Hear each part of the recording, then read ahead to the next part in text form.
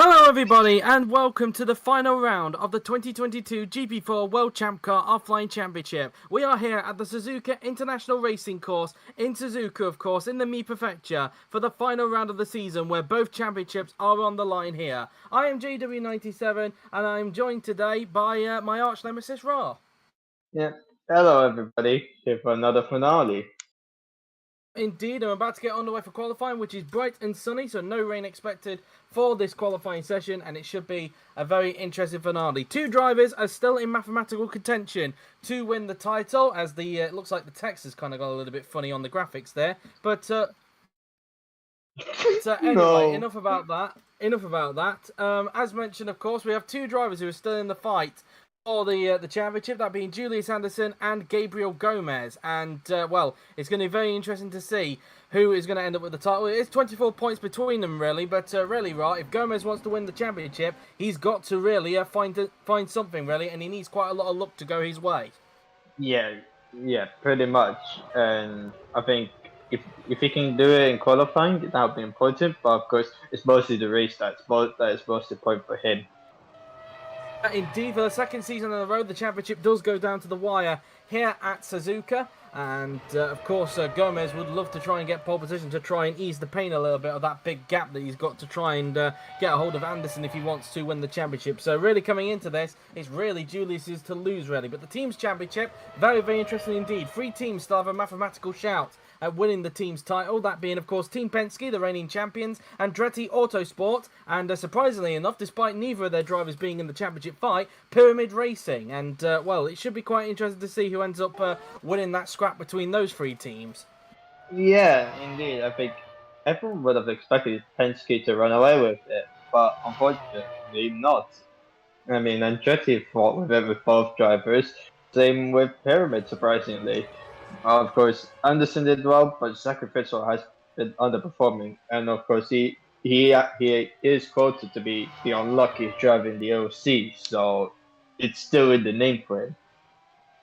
Indeed, it will be interesting to see how the team's championship fares when we get to the final race, of course, as Yuri Gabriel making his way in towards the Casio chicane now. Then he's about to start his flying lap here at Suzuka. Apologies if you hear any fans in the background. I have got a fan on in my room because it is starting to get a little bit, getting very hot now in the UK, and my room is starting to boil, so that's that really. But Yuri Gabriel is starting his lap now, then, and the next car on track will be Enis Parachki in the first of the two BMW powered McLarens. A race really that McLaren really want to forget, really, after both Parachki and Patacek retired on the same lap with the same issue, an engine failure, really. A little bit of an embarrassing sight for McLaren in that race. But anyway, here's Yuri Gabriel now, then he's just making his way up through the S's now, then he goes, he'll now make his way towards the end of the first sector now, then let's see what sector 1 has in store for Yuri Gabriel, and it is a 31.856 in the first sector. Oh, he has a little bit of a twitch going into the first part of the Degner curves there, so Gabriel's lap, even though it's already the first lap, already in the bin thanks to that mistake.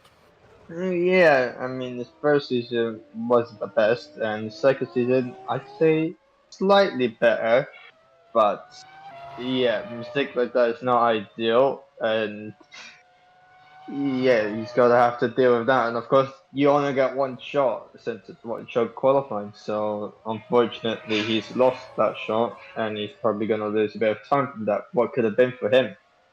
As he now will come up towards the end of the second sector soon as he comes down the support pit straight, because there is a club pit straight here on this part of the track. He does a 116.155 in the middle sector through the 130R. He goes now then as he makes his way in towards the Casio chicane now, then he flicks the car in for the right, then into the left, and then through the final turn will go Yuri Gabriel in the Meyer-Shank racing car. Let's see what the benchmarker time is going to be. The Brazilian now then making his way onto the pit straight, and Yuri Gabriel across the line. He will go, and it's a 136.999 for the Brazilian, as next up is Enis Parachki in the BMW Aura McLaren SP. And as mentioned, Ra, it's obviously Fuji was a race to forget for both McLarens, as both he and Patacek suffered an engine failure on exactly the same lap.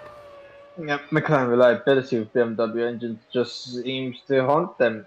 Of course, in the top course, now in World Championship in the last race, but hopefully this race should be fine, and we do expect Parashki to beat Yuri Gabriel's lap time, so we'll see what his lap time will be.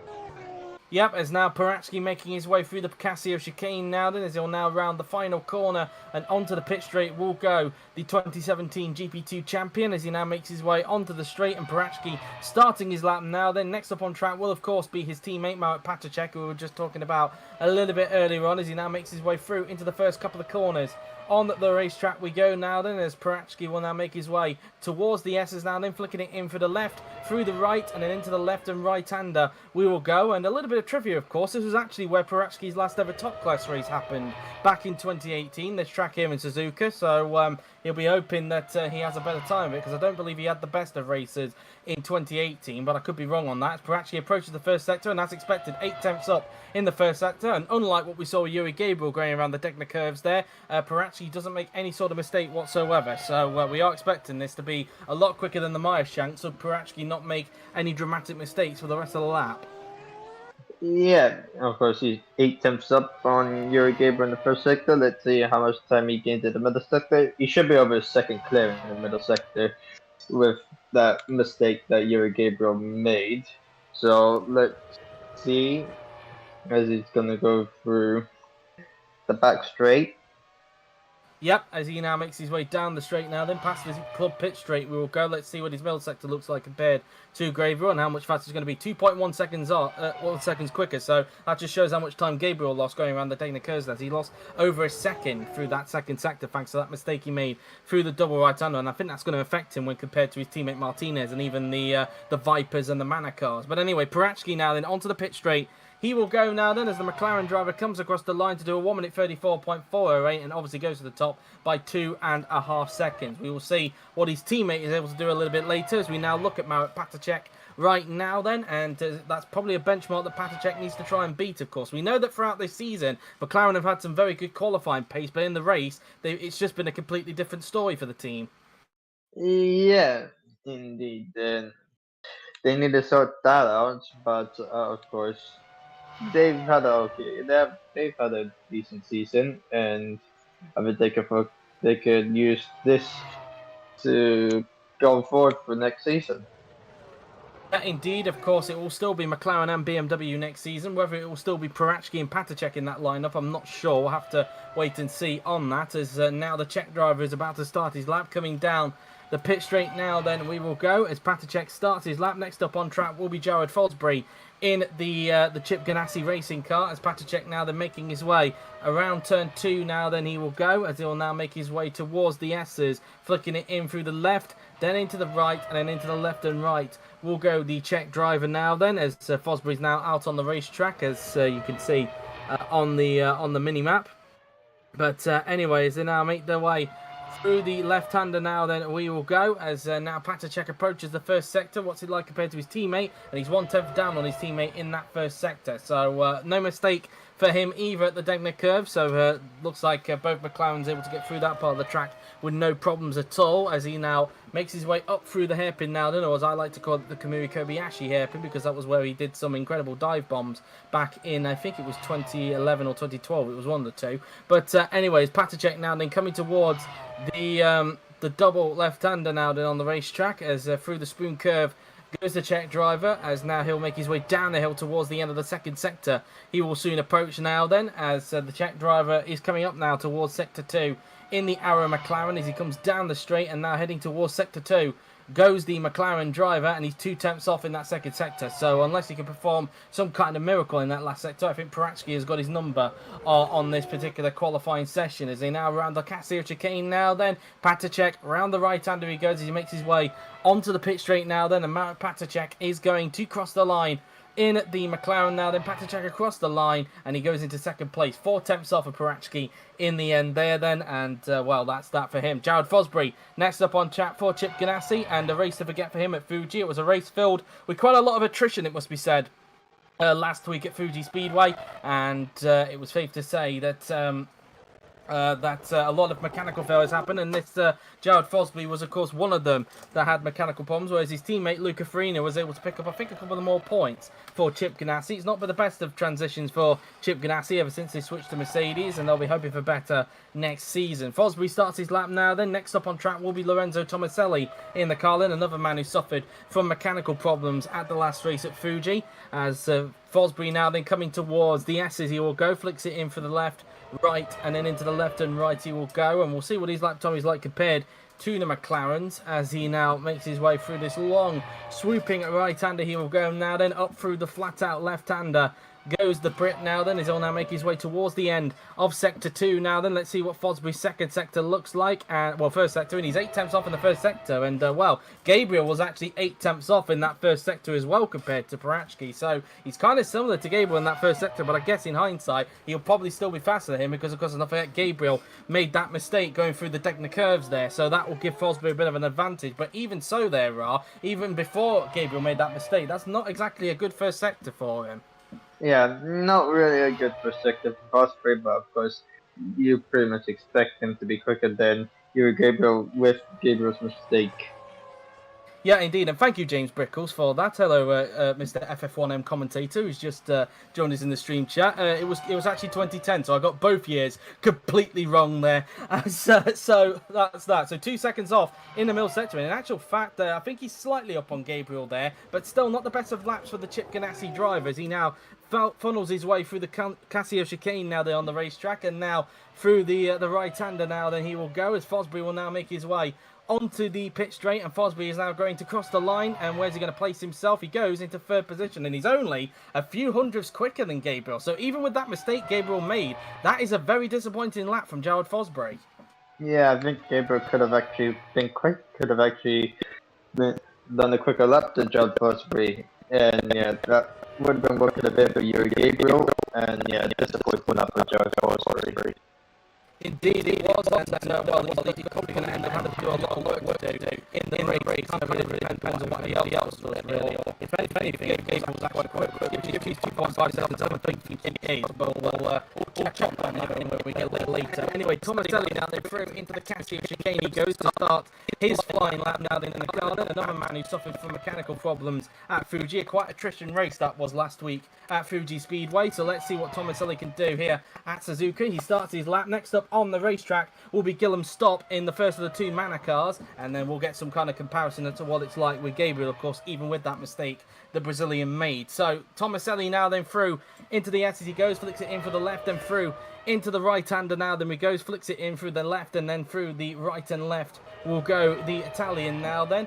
As now, let's see what his first sector is going to be like compared to Parachki. Carlin, safe to say they've been a little bit up and down this season, fair to say. It's often hard to tell at times what on earth their pace is going to be. He's 5 tenths off of Parachki in that first sector there. So he's quicker than Fosbury, that's for sure, but definitely not quicker than the 2 McLarens in that first sector. Way off Parachki by half a second in that first sector. So as long as he doesn't make any mistakes, I should think that he'll probably end up in around about 3rd position, but we'll wait and see on that one, as Tomaselli now then makes his way through the long swooping right-hander we go, as he'll now make his way towards Spoon Curve, the double left-hander on the racetrack. A quick section of corners. We have seen a few accidents in the past across the top class and even World Champ Car as well at that part of the track. So whether we'll see that in the World Champ Car race a little bit later on, we shall wait and see. But the Italian now, they're making his way down at the straight now then, as Tomaselli approaches the end of the second sector, I should say, and he's 1.3 seconds off. So yeah, he's nowhere near the 2 McLarens, but he is quicker, crucially, than both Fosbury and Gabriel, so he should slot comfortably in 3rd position, but I would imagine he's going to tumble down as more lap times start to come in this session. So Tomaselli now then making his way onto the straight, as now the Carlin driver onto the pit straight, and across the line will go Lorenzo Tomaselli, and he goes into 3rd place as expected, 1.6 seconds off of Parachki in the end, really. But really, with Tomaselli's time, we can't really tell whether that will be a decent position or not. Yeah, can't really tell. We just have to wait for the others to do a lap, and let's see where will Tomaselli start. Indeed so. Gillum Stop now then in the manner is next up on the track. Of course, got the team's only point of the season this season, and going into this race, of course, Viper only have one more chance left to try and get off the point scoring board for 2022. Otherwise, they'll be the only team and the first team in history of World Champ Car to not score a point in any of the 2 seasons that we've had of this series. So this is Viper's last chance really to try and get at least a point here at Suzuka. Otherwise, they'll be pretty much the odd ones out in the team's championship. Next up on the track, speaking of Viper, will be Luke Mason in the green and black Viper car. We now look at Gillum Stop, who's now making his way through into the S as we go. And now flicking the car in through the left-hander he goes, and now out of the S's he'll soon approach as he'll now go up the hill. And I'm not really sure with these cars whether you have to take a slight lift through into this left-hander, but because obviously they don't have the downforce as what the top class cars do. But Stop approaches the first sector, and he's 9 tenths off in that first sector. He's actually slower than Yuri Gabriel, so we'll have to wait and see, because of course Gabriel made that mistake in the Degners where he was able to gain that in the second sector. We saw that Fosbury wasn't able to pull a gap to Gabriel even with that mistake the Brazilian made through the Degners. So we'll have to wait and see if that's going to be the same case with the Frenchman here, as he now goes around this long swooping right hand. There we go, heading towards the Spoon Curve as he approaches that corner at 299 kilometers an hour, heading his way out of Spoon Curve. He'll soon go now, then flicking the car in for that left-hander, making his way down towards the support pit straight. Let's see what the second sector is going to look like now then as he goes down this straight. Let's see what sector 2 looks like. We know roughly what Fosbury and Gabriel's pace were, 2.3 seconds off. He's slower than Fosbury, not sure if he's slower than Gabriel. He might actually be, because Gabriel was 2.5 seconds off, so as is a Fosbury of course. So I think Stop could end up being last here, but we'll have to wait and see as he now makes his way down towards the pit straight now then to complete his lap here in qualifying. Gillum Stop on the pit straight, and across the line he will go, and he does go into 6th place, 2.8 seconds off. So really, even without that mistake, Raw, you've got to wonder how quick Gabriel could have gone without that mistake into the Degners. Yeah, mate, he could have done well with that lap, but yeah, a lot of time lost there from your Gabriel.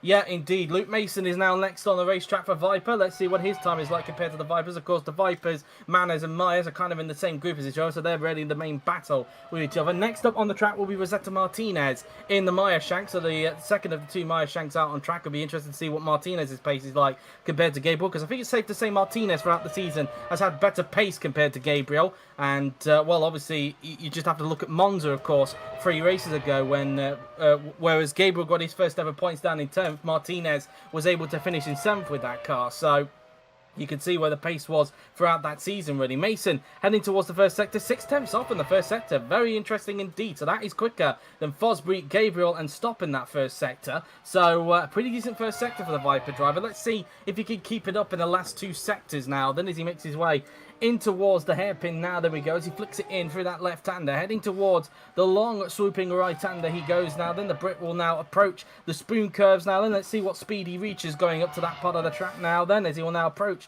the Spoon Curve now then. Interestingly enough, 2 kilometers off of what Stop did at that part of the track, 297 kilometers an hour for Mason. So I don't know if that's going to make him lose a bit of time in this second sector. We'll have to wait and see.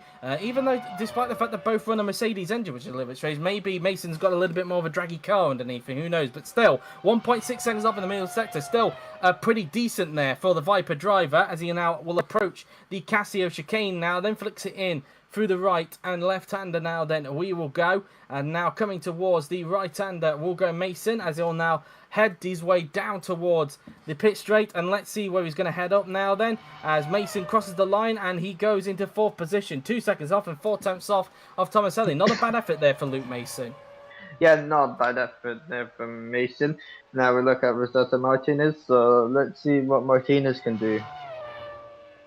Yes, indeed, and Yuri just pointing out that downforce setups between teams can change, so that's probably something to bear in mind there when it came to the mile per hour speed trap there between Stop and Mason there. So anyways, Martinez now making his way through into the Casio chicane now then he goes, as he'll now flick the car in through the right-hander, as the Filipino will start his lap now then. The 2018 DTM champion starts his lap now then, coming down the straight, and he starts his lap now. Next up on track will be Dorian Milewski in the second of the 2 Manor cars now then, as Martinez flicks the car in through the first couple of corners. Now Gabriel had quite a decent first sector, it must be said, before he made that mistake at the Degners, so we'll see what Martinez's pace is like in the Honda-powered Meyer Shank this time by, as he now flicks the car in for the left and right-hander now then.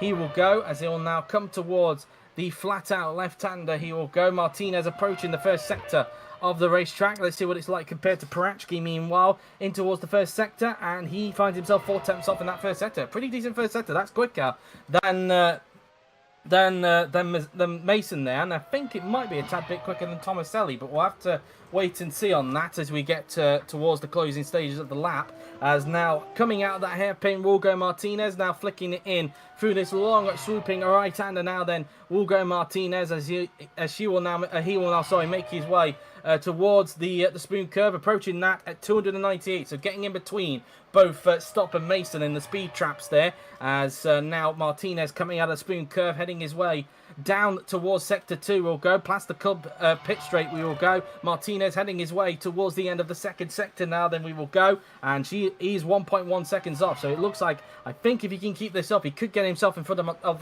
Tomaselli here. But we shall wait and see. Martinez flicks it in for the Casio chicane through the right, then through the left, using a bit of curb as possible. Now around this long right-hander goes Martinez as he will now make his way down the pit straight, and Martinez crosses the line in the Meishank racing car, and he will go, as expected, above Tomaselli, 2 tenths quicker than the Carlin driver, and a pretty good effort there for the 2018 DTM champion. Great effort from him. For a minute there, you disappeared there, Rock, because that was a little bit of a long delay, but there we go.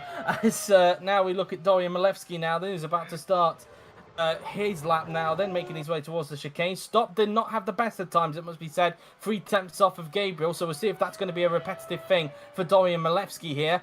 Still yet to score a point. Stop has been the only Manor driver this season that's been able to score a point in 2022, which is the reason which is keeping them above Viper in the standings at the moment. Next up on the racetrack, of course, it will be the second Viper of Yuri Kratichville. As Milewski makes a mistake coming out of turn 2 there, just as I was looking to see what that name said, because it was a little bit blurry, but Milewski clearly making a mistake in turn 2, and that lap is down the drain. Yeah, and they saw a puff of smoke coming around, so yeah, he made a mistake there. That is just unfortunate for him.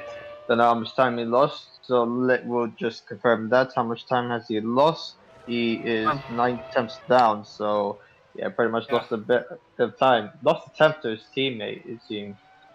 Well, interestingly enough, I think Stop was actually 9 tenths off in the first sector as well. So I think even without that mistake, Milewski could have been quicker than Stop in that first sector, but he now appears like he's now equal on pace in that first sector compared to his teammate. But we'll see if he might be able to recover it in the last 2 sectors or not, as Milewski now then approaches spoon curve. Let's see what the speed is like for him, and he does 298, so 1 kilometre an hour slower than Stop through that speed trap there, as now Milewski comes out of the spoon curve, making his way down towards the club pit straight now. Then we go for club racing, of course. Milewski heading his way towards sector 2 now then, and he's 1.6 seconds off in the middle sector, so that's definitely better than what Stop did in that middle sector. So Milewski able to find some time in that middle sector after that mistake he made through into turn 2 there. So we'll see where Milewski can go now then, as he now rounds the final corner and onto the pit straight. Will go Milewski in the manner now then, as he will now make his way across the line now then. Where's he going to place himself? And he goes into 6th position, gets himself in front of Jared Fosbury. So I think without that mistake, Ra, he could have been a lot higher there. Yeah, he could have been actually up there with Mason, surprisingly. So yeah, it could have been a great lap from Milewski. Indeed so. Now we look at the second Viper car of Yuri Kratichville, so we'll have to wait and see if he's able to match teammate Mason or not, but he's now making his way down the club pit straight now. Then we go, as he's just building up for a lap, of course, as the Viper driver making his way through the 130R now. Then we will go, as the Czech driver heading his way in towards the Casio chicane now. Then we go, flicks it in through the right, then into the left-hander. We will go, and now through the final turn will go Yuri Kratichville, as he now makes his way onto the pit straight, and Kratichville now then will start his lap in the Viper across the line. He will go. Kratichville starts his lap now. Then next up will be Simon Mutka in the first of the 2 Peugeot drivers. Both Peugeot drivers missing out on points last time out at Fuji, so they'll be looking to try and correct that here in the final race at Suzuka, of course, and maybe have a better look than what their Le Mans team did in real life this weekend. But we'll wait and see on that one, really. But Kratichville now then around the right-hander will go the Czech driver up the hill. He will go, flicks it in through that left-hander now then. Let's see what Kratichville's middle sector is going to look like now then, into first sector, sorry. And he's 1 second off in the first sector, and there was no mistake there for Kratichville, and that's the slowest first sector we've had. So even with no mistakes, this is looking to be maybe an even slower lap than Stop here. Not a very good first sector for the Czech driver here. Yeah, not a great first sector for him, and maybe the setup of the car is not there, but we'll see in the middle sector for him. Cratchittville now then, approaching the Spoon Curve now then, as he now reaches that, and he does 297 kilometers an hour in towards the Spoon Curve there, flicking it in through turn 2 now then. We will go Cratchittville, making his way down the straight and heading his way towards the end of Sector 2 very, very soon now then. Blast it down this straight now then, which crosses in over on itself as 2.3 seconds off in the middle sector. So, in actual fact, he could actually slot in front of stop here. He has gained a little bit in the middle sector, but we'll wait and see if he can keep it up then. Through the Cat's Heel chicane now then, flicks it through the final turn and onto the pit straight. We'll go Yuri Cratchittville in the Viper car now then, as he'll now make his way onto the pit straight as Cratchittville now then crosses the line and he goes into 10th place. So he actually lost some more time and he actually finds himself a 10th off a stop. And in the end, it was a very poor lap from the Czech driver. Yeah, very poor luck for him. Next up is Simon Mika. Let's see what he can do in the Peugeot. Yep, the first of the two Peugeots, of course, so we're at the halfway point of this qualifying session, of course, because he's the 11th car out on the track. Next up will be his teammate Alex-Eric Lucien, because Mutka did finish just behind him on the racetrack last week in Fuji, and there's your confirmation on the left-hand side. You can't quite see the name, but you can see the word Alex, that's important. As Mutka now then making his way through into turn 2 now then, he will go. As he will now make his way towards the left-right sequence of corners now. Then as he flicks it in through that part, now through the S's, goes the Polish driver now. Then Mutka through the right-hander he goes before approaching the flat-out left-hander on the racetrack. Now then, let's see what Sector 1 has in store for the Peugeot driver. What's it like compared to the McLarens now? Then Mutka approaching the end of Sector 1 and he finds himself half a second off, and that's even slower than what Martinez did in that first sector. So Mutka could actually find himself slower than Martinez here if he's not careful. But we'll wait and see what the last two sectors have in store now. Then is Mutka making his way through the left-hander now, then flicking the car in through that left-hander we will go. Mutka now then through the right-hander goes the Peugeot driver now, then before he approaches the Spoon Curve now. Then let's see what the Peugeot has in store in the back of that car now then, as he does 299 at that point. So that's the same speed as what Stop did when he approaching that point, but obviously Stop did not have the best first sector to try and counteract that a little bit earlier on. So now let's see what Mutka can do in the second sector now then compared to Parachki, heading his way down the straight in towards the second sector, 1.2 seconds off in that middle sector. So I think it could be pretty tight here. He could actually find himself in between Martinez and Tomaselli here, so Mutka could find himself also behind Martinez here if he's not careful. Through into the Castillo chicane we go. Mutka around the right-hander now then as he now blasts his way down the pit straight. Simon Mutka across the line now then, he will go, heading his way across the line, and he goes into 4th place and as expected gets himself in between Martinez and Tomaselli really. Is that going to be the same case with Alex-Eric Lucien, I wonder? We will see. There could be difference between the setups between these two, but let's see what happens. Let's see what Lucien's lap is going to be.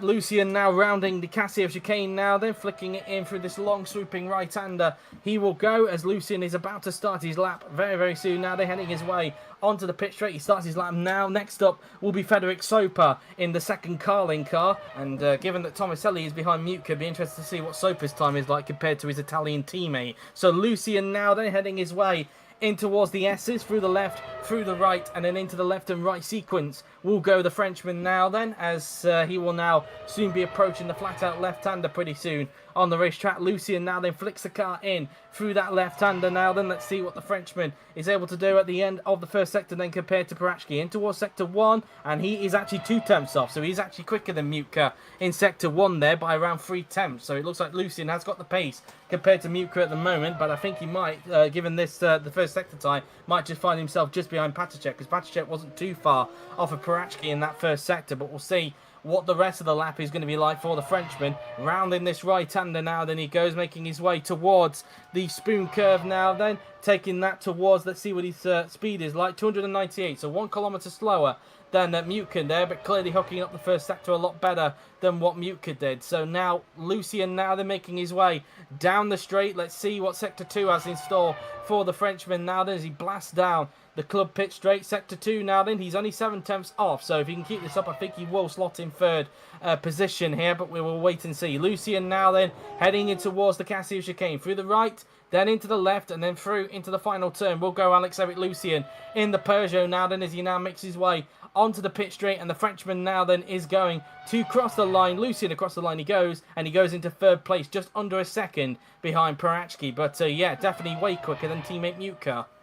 Yeah, a great lap from Lucien in third, less than a second behind, slower than Anders Perezki, but yeah, good lap from him. Next up is Frederick Soper in the Carlin.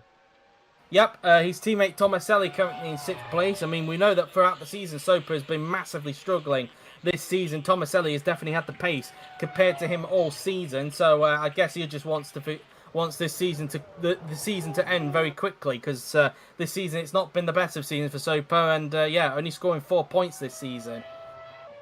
Yeah, it's not been a season for him, and he's just looking forward to next season. Hopefully, it's better. Yep, indeed, as now Soper starts his lap now. Then next up on the racetrack now then will be, I think that's a Delay-Bush Daniel on the left-hand side there. It is Delay-Bush Daniel. The first of the 2 Ferraris will be making their way out on track, of course, and they'll be hoping they can carry the Le Mans success over into World ChampCar, but we'll wait and see on that as Soper now then making his way towards the left-hander now. Then we go as the Polish driver approaches the end of the first sector very, very soon now then. Let's see what Sector 1 has in store for Soper. And he's 1/10 down in that first sector. So definitely quicker than Tomaselli there. Pretty much nearly matching what Patacek had. I think Patacek just a little bit quicker than Soper on this particular instance. But yeah, pretty much a very good first sector for the Carlin driver. Let's see if the Polish driver can keep it up now then, as he will now make his way through the right-hander as he will soon approach Spoon Curve now then. Let's see what sort of speed he's going to be able to do on this occasion now then. Approaching Spoon Curve, let's have a look. And interestingly enough, only 297 kilometers an hour up towards Spoon Curve there with the Chevrolet engine that's in the back of that Carlin there. So Soper now then making his way down the straight now then we will go. Soper approaching the end of Sector 2. Let's see if he can keep up what he did in Sector 1 earlier on. Through Sector 2, 5 tenths off in that middle sector. So he is slower than the Patacek, but he's definitely quicker than Lucien, and I think he's going to slot himself into 3rd place here, but we shall wait and see. Through the Casio chicane there goes Soper, as he'll now around the final corner then will go the Polish driver, and onto the pit straight he will now go as Frederick Soper now then comes across the line now then, and he goes into 3rd place as expected. 8 tenths off of Perachki in the end, but definitely a better performance than what we've seen from Soper in past races. Yeah, definitely a better performance from him. Whether he can keep up in the race, we don't know. Next up is Delay-Bush Daniel now then, in the first of the 2 Scuderia Ferraris now then, as we will wait and see what Daniel is going to be able to do and what he's going to be like compared to Perachki, because I think Ferrari and McLaren, I think the Ferrari has been slightly quicker than the McLaren all season, but they have been sort of battling throughout qualifying this season, it must be said. So we'll see what Daniel's pace is like compared to McLaren's as he now just prepares himself around the final corner and onto the pit straight now then will go the Hungarian driver as Delay-Bush Daniel now then starts his lap. He crosses the line now. Then next up on track will be Luca Farina in the second of the 2 Chip Ganassi racing cars. Fosbury's already gone out and he set quite a poor lap down in 10th position. So we'll see if that's going to be the same case for Luca Farina when he eventually starts his lap. But the Hungarian driver, Delay-Bush Daniel, through the S's now then. He will go as he flicks it in through the left and then through into the right-hander now then.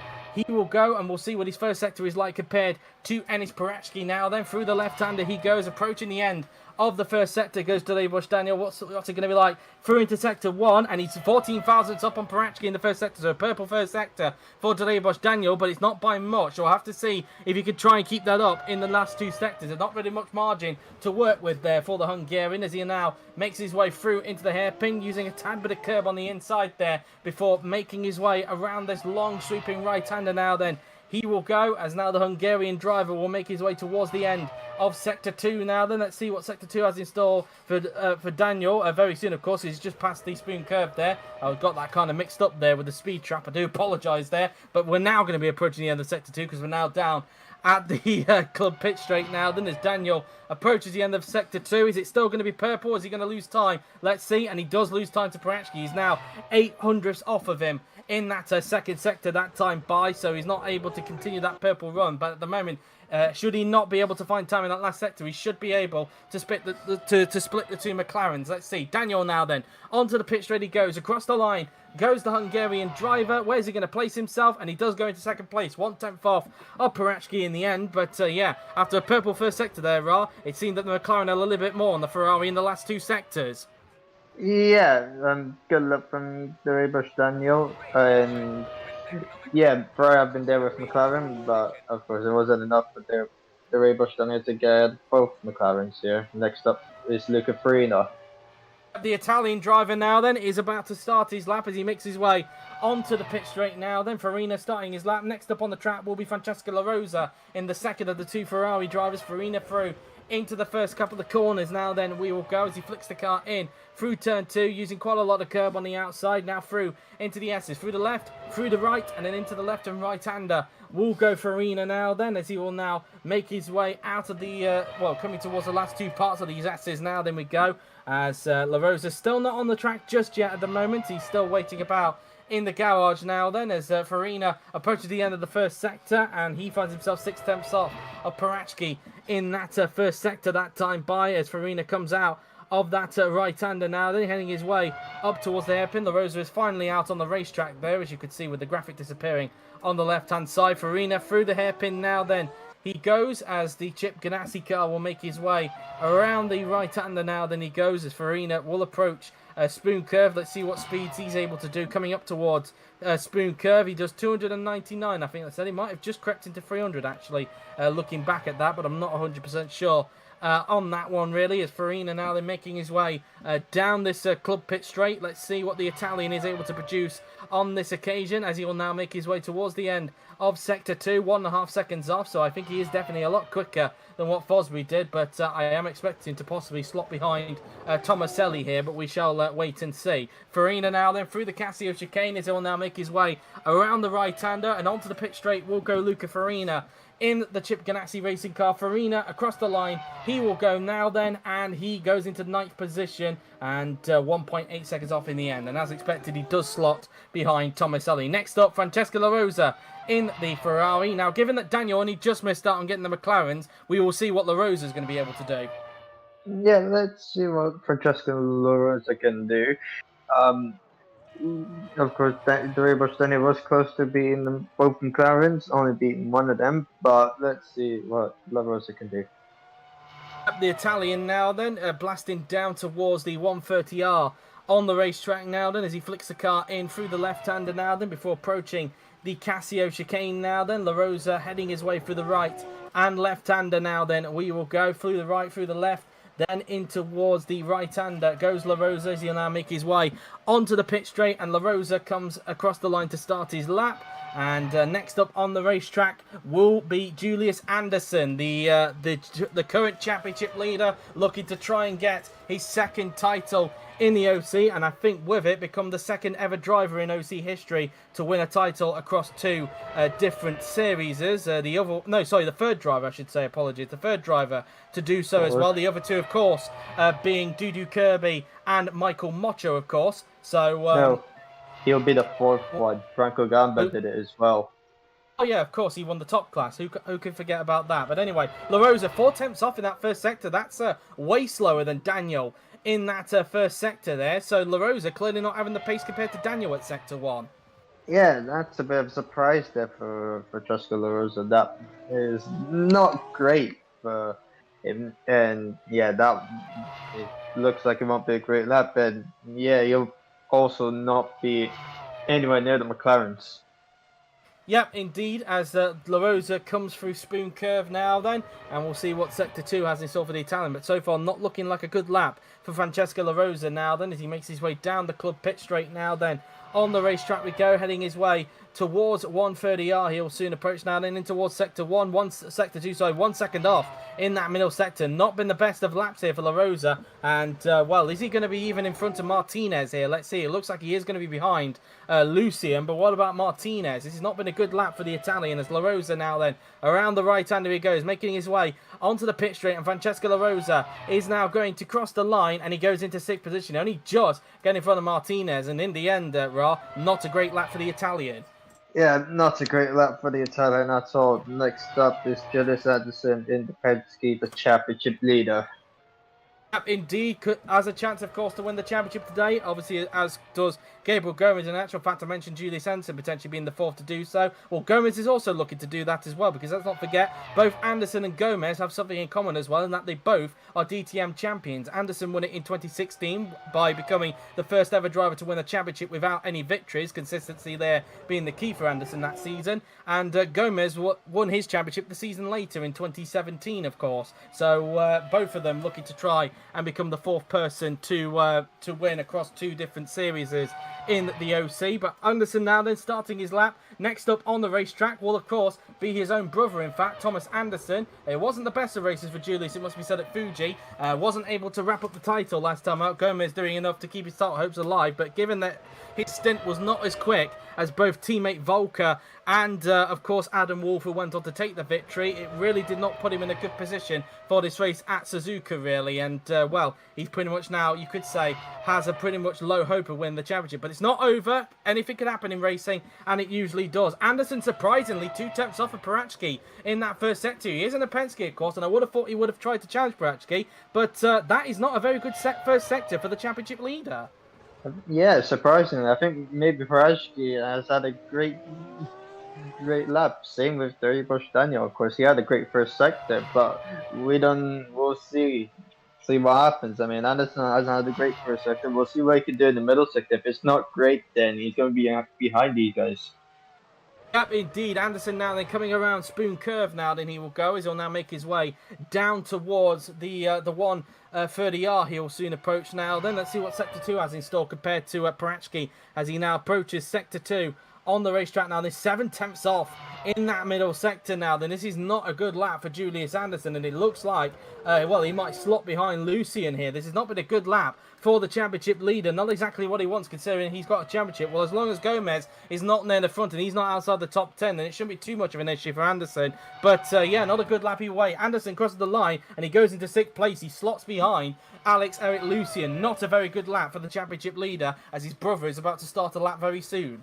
Yeah, not a good lap from Julius Anderson down in 6th. Yeah, disappointing lap for him, but of course, you gotta hope Gomez doesn't do a bad and beat the McLarens. Indeed. Now we look at Thomas Anderson, Julius's brother, of course, who is still yet to get a victory this season. Wolf has been the only Pyramid driver to win, of course. That came last time out, which has been the thing that has kept Pyramid in the hunt to win the team's title this season. And we'll obviously be updating you throughout the race, of course, as to how the team's championship is going about between the 3 teams, Penske, Andretti, and Pyramid, of course. As he now starts his lap, next up on the track will be Zachary Fitzwater in the second of the 2 Penskes. And given that Anderson was way off, I'll be curious to know what Fitzwater's pace in the second Penske is like compared to Parachki. That'll be something to really keep an eye on there then. As Thomas Anderson now then flicking the car through into the S's now then. He will go as he now flings the car in for the left and then through into the right-hander now then. He will go as Anderson now then making his way around this long swooping left-hander now then. He will go as he'll now come up towards the end of Sector 1 now then. Let's see what Sector 1 is like compared to Parachki, and he's 2 tenths off in the first sector, and that's roughly the same as Anderson, his brother Julius's first sector that time by. So it looks like the Anderson's looking a little bit off in that first sector. Yeah, indeed. But we'll see in the middle sector. Of course, Julius Anderson actually lost an extra 5 tenths in that middle sector. Of course, he was 7 tenths down on Parachki in the middle sector. Let's see what Thomas can do in the middle sector. We shall see as the Pyramid driver now then flings the car out of the second part of that Spoon Curve now then. Thomas Anderson heading his way down the straight now then, approaching the end of Sector 2 now then. He will approach. Let's see what Sector 2 has in store for the other Anderson now then. And he is also 7 tenths off in that first sector, so it looks like he might be roughly where his brother is at the moment. Let's see as now Thomas Anderson comes through the Cassia chicane and then flings it in for the left-hander, and now through the final corner will go Thomas Anderson in the Pyramid car now then, as he'll now make his way onto the pit straight, and Thomas Anderson is now going to come across the line now then, and he goes into 5th place. He actually found some time in the last sector, and well, he's 2 places in front of his brother, so Anderson losing another place. Now here is Zachary Fitzwater, and I'm a little bit curious to see what his pace is like given what we just saw with his teammate Julius Anderson. Yeah, let's see what his pace will be like. If it's not bad, then it's not good. It's not good for Penske. but of course we don't know what the Andretti's can do as well.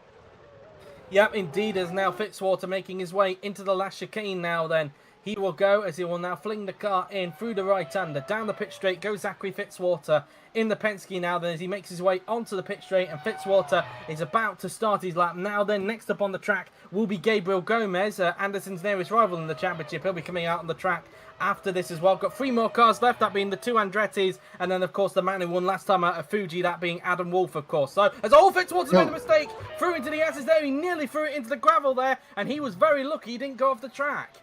Yep, and this is going to be a disappointing qualifying for both Penske's, it seems. And let's see how much time he's lost. He could be way down the field. He could even start outside the top 10 here. Let's see what his first sector is like, and 6/10 off in that first sector. He makes another mistake into the spoon curve there, dipping it under the gravel, and this has just been a scruffy lap for the Australian here. Yeah, the scruffiest that we've seen in qualifying, and yeah, 2 mistakes in 1 lap. And of course, you only get 1 shot, and he's not taking it pretty well. Oh, definitely not. He's clearly pushing way too hard in that Penske, and he's clearly overdriving that car a little bit too much, and that's going to cost him even more time now, having his wheels dipped into the gravel there as he now comes around Spoon Curve, making his way for the second part on the racetrack now. Then he will go as he'll now make his way down towards the club pit straight. Let's see how much more time he's lost now. And then coming towards the end of Sector 2 now. Then in towards Sector 2 goes Fitzwater. Look at the timer ticking away, 2.1 seconds off, and he is going to be way down the order as a result of this. Let's see exactly where he's going to be now. Then the Australian driver making his way through the Casio chicane. So it will mean that Anderson will still start in the top 10 regardless, though, of what happens with the next few cars. Thanks to Fitzwater making this mistake. Maybe you could say conspiracy theories at Penske, but either way, Fitzwater across the line and goes into 15th, and it just shows how much those 2 mistakes cost him. Yeah, it cost them a lot there, unfortunately, and it's been a disaster for Zachary Fitzwater. Yep, next up is Gabriel Gomez, the nearest man to Julius Anderson in the championship. Now, what sort of pace do the Andretti's have compared to Enis Perachki? Perachki looking at a very good grid position here. At minimum, he's going to start in 4th place. But what can the other 3 cars that are yet to go out be able to do? As Gomez now then rounds the final corner and onto the pit straight goes the Brazilian driver. He's still in the championship. If he gets pole position, that would definitely help him out a little bit. It would reduce the gap to 23 points if that's the case. Gomez starts his lap. Next up will be his teammate Florian Volker in the second of the 2 Andretti cars now. Then Gomez flicks it in through turn 2 now. Then he goes. He'll now make his way through into the S's, through the left, through the right, and then through into the left and right sequence again before heading up the hill through the left-hander, which you have to take a lift off of acceleration now. Then through the right-hander goes Gomez as he now flicks it up the hill now. Then through this left-hander he will go as he'll now make his way towards the end of the first sector. What's it like compared to Perachki? In towards sector 1 we go, and he's purple in the first sector, but not by much it looks like. He's only up by 37 thousandths of a second, so he needs to find a little bit more to maintain that going into the last 2 sectors. Yeah, it showed that Perachki had a great first sector. Of course, same with the Weber Staniel, but of course the middle sector Perachki was great. Middle and final sector Perachki was better than the Weber Staniel. Let's see what it is to Gabriel Gomez. In towards the spoon curve we go now then as he flicks the car in through the double left-hander now then as it will now approach the end of sector 2. Is it still going to be purple compared to Perachki going into sector 2 now then as he'll now make his way down the straight now then. Gomez approaching the end of sector 2 now then on the racetrack, and he's now lost time in the middle sector. He's no longer purple. He's now 500ths off of Perachki in that middle sector. Is he going to be at least up into second place, or can he find some time back to get in front of Perachki now then? Gomez through the Casio chicane he goes now then as he flings the car in through the right-hander now then. Gabriel Gomez onto the pit straight he goes. Where is the Brazilian going to place himself? Gomez across the line. He will go, and he goes into 3rd place. He's actually behind Dere Bosch Daniel, so not exactly the lap that Gomez was looking for. Yeah, not the lap he was looking for. Well, minimum he's going to start 5th. Of course, with Volker and Wolf, you have to do a lap, and we're looking at Volker, who is gonna do a lap now, start his lap. So let's see what Florian Volker can do. Here comes Volker now then, the 5-time top class champion, about to start his lap now then in the second Andretti. Can he have the pace compared to Prachki or not? The last car on track, of course, will be Adam Wolf. So he's the penultimate car now then. Out on the racetrack is Volker as he now makes his way through turn 2 now, then he goes, using a lot of curb on the outside before making his way through the S's, flings it in for the left, through the right, and then through to the left and right-hander now then will go Volker as he will now fling the car in through these section of corners now then, flings the car through this long swooping right-hander up towards the left-hander goes Volker. Let's see what Sector 1 is like compared to Anis Parachki as he now approaches the end of that first sector now then, and he's down by way much on Parachki in that first sector, 3/10 off to be exact in Sector 1 there, and that's not a good first sector. Yuri telling me in my ear that Volker may have made a mistake because either way, very poor first sector there for the 5-time top class champion. Yeah, that is pretty odd. Of course, we didn't see anything wrong with that, but of course, Yuri said that Flo might have made a mistake, but yeah, if he has, then that is not ideal. Maybe he could have been quicker than Krusky in the first sector. Yeah, indeed. Volker coming out of the spoon curve, and Yuri said he might have seen some twitching from Volker going through into the S's there, so that might explain maybe the time losses. He's 9/10 down on Parachki in that middle sector really, so it looks like Parachki is going to be on the front row. Is it possible that we could actually see the first ever McLaren pole in World Champ Car courtesy of Anis Parachki? We will wait and see as now we come round the right-hander now, and Volker blasting his way onto the pit straight. Where is he going to place himself? Volker across the line, he will go, and he's down in 9th position. Not a good lap for him, so Anderson will start at bare minimum 9th. There's only one car left now for Parachki in order for Parachki to take pole, and that is Adam Wolf. Wolf is the only person who could stop him from taking pole position. It will be a BMW powered car that will be on pole position. It's just which BMW powered car is it going to be? Is it going to be the Pyramid of Wolf, or is it going to be the McLaren of Parachki? We shall wait and see. It's Wolf, the final car to start his lap now then, as he now makes his way through the right-hander. He will go now then. Wolf making his way onto the pit straight as he will now start his lap now then in the Pyramid, as he now comes down towards the first couple of corners on the racetrack as he flings the car in through turn 1 into turn 2 now then goes Adam Wolf in the Pyramid, as he'll now make his way towards the S's now then, as he flings the car in for the left, through the right he goes now then before approaching the next section of S as we go, as he flings it in through that left, then through into the right goes the man who won last time out at Fuji, of course, getting Pyramid's first victory of the season, their first since Balint Zolga at this very circuit last season, of course. Let's see what Wolf's first sector is like compared to Anis Parachki into a sector 1. He's 1/10 off of Parachki in sector 1 there, so that it's looking good for McLaren to get pole position, but we'll see if Wolf is able to pull something back in the last 2 sectors now then, as Wolf makes his way up towards the hairpin now then he goes as he flings it in through this left-hander using a tad bit of curb on the inside there, then before making his way around this long swooping right-hander now then he will go. Wolf now then heading down towards the spoon curve now then, and now approaching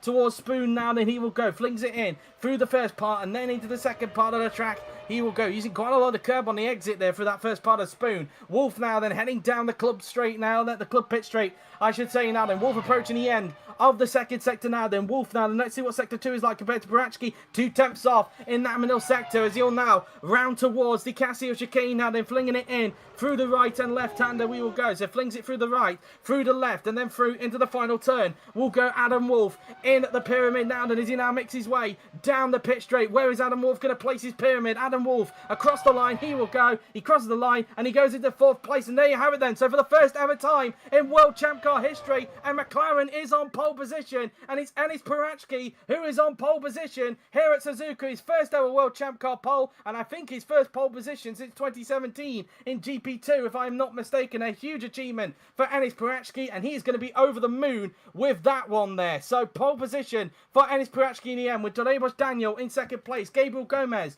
will start in 3rd, with Adam Wolf in 4th. Marat Patacek is in 5th, with Frederick Soper, good qualifying for him, in 6th, with Thomas Anderson in 7th, Alex Eric Lucy in 8th, Julius Anderson in 9th, with Florian Volker in 10th position. Francesca La Rosa is in 11th, with Zeta Martinez in 12th, Simon Mutka in 13th, Lorenzo Tomaselli 14th, Luca Farina is in 15th, with Luke Mason in 16th, Dorian Malewski is in 17th, with Zachary Fitzwater all the way down in 18th thanks to those 2 mistakes, with Jared Fosbury in 19th, Yuri Gabriel in 20th, Gillum Stop in 21st, and Yuri Kratchville will start in 22nd. second and last position. If the results were to stay like that in the race, then Anderson would win the championship. So we're just going to take a bit of a pause while Yuri sorts out the grid for the race. But in the meantime, guys, just stick around because the race will be coming up in just a little bit. But in the meantime, I'm going to mute myself just to prepare the tweet for Twitter. So apologies if I go silent for a little bit. So stick around because the finale is coming up in just a little bit.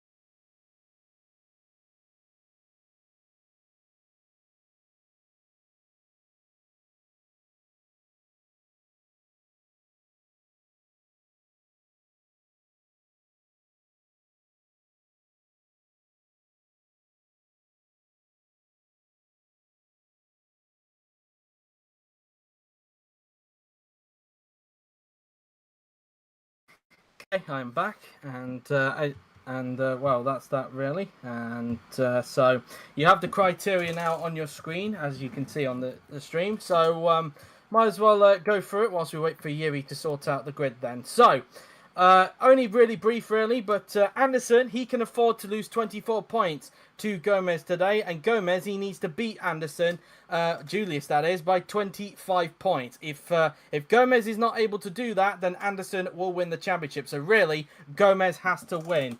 No excuses. Yeah, pretty much. And he starts in third. I mean, he has a good position to win, but we'll wait and see if he can do that. Yep, indeed. And in terms of the teams championship at the moment, obviously going into this race, of course, Penske find themselves only 7 points in front of Andretti in the teams championship, and then a further 16 points in front of Pyramid. So if the results were to stay like this with this grid order, then I'm pretty sure Andretti would win the team's title. So really, Fitzwater hasn't really done himself too many favours with that mistake if he wants to try and ensure Penske retain the team's title today. Yeah, and when I did say he has underperformed, I mean, he did start the season with the win, but after the first three races, he's just underperformed. I mean, the next three races after the first three races have been a disaster for him. I mean, he has been quite consistent, but I feel like he could have been right up there, but I feel like he has been pretty unlucky. Indeed, and well, he has been unlucky this season, but really the qualifying today for him, that was pretty much all on him really, just really overdriving the car really, and he has it all to do being starting down, and I think it was 18th place in the end. So yeah, that's that really, and well, we just have to wait and see really if that may cost Penske the championship. Of course, Anderson could still do the job single-handedly for Penske if he can claw his way back for the field, but he's got to do it from 9th on the grid himself. Not exactly the best of qualifying for either Penske, it must be said, and even the Andretti's not having the best of qualifying either. Gomez in 4th place, Volker in 10th, and the Pyramids really, well, not exactly the best for them either really. In fact, I think Gomez is actually in 3rd, sorry, not 4th. I do apologise. It's Wolf that's actually in 4th place for Pyramid, and Thomas Anderson, who's starting in 7th place in the other Pyramid, really. So yeah, pretty much as Yuri just described to us there, all the top teams pretty much having a pretty poor qualifying, really, which could make the race itself very, very interesting, especially with a front row that you wouldn't have thought would have been the case before going into this. Yeah, it's a very unexpected front row, but of course we will probably have a great race on our hands. Yeah, perhaps indeed, but we'll have to wait and see, of course. Of course, just a reminder as well, we do have the Formula 2 qualifying later on tonight as well at 7 p.m. BST. That's also the finale. Also another figure 8 track, Balcarce, the first ever Argentine Grand Prix. So look forward to that. Flo is actually hosting that one for the first ever time. But anyway, we're about to get underway then for the finale for World Champ Car. As you can see, we are on the grid now then for the start of the races. We'll go 4x4 as per usual for those who missed qualifying. So, on pole position for the first ever time this season, it is Enis Perachki in the McLaren with Delay-Bush Daniel in 2nd place. Gabriel Gomez with it all to do if he wants to win the championship in 3rd, with Adam Wolf in 4th. Marek Patacek in 5th, with Frederick Sopa in 6th, with Thomas Anderson in 7th, and Alexei Lucian in 8th. Julius Anderson starts in 9th. If it was to stay like this, he would win the championship, but I guess there'll be work to do for him to try and win the team's championship. Florian Volker starts in 10th, not a good qualifying for him. Francesco La Rosa starts in 11th, with Rosetta Martinez, a very impressive 12th in the Meyershank racing car. Simon Muko starts in 13th, with Lorenzo Tomaselli in 14th, Luca Farina in 15th, with Luke Mason in 16th.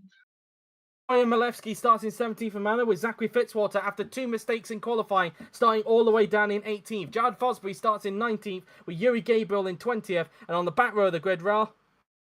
Gilbert Stop in 21st, and Yuri Krachashvili in 22nd.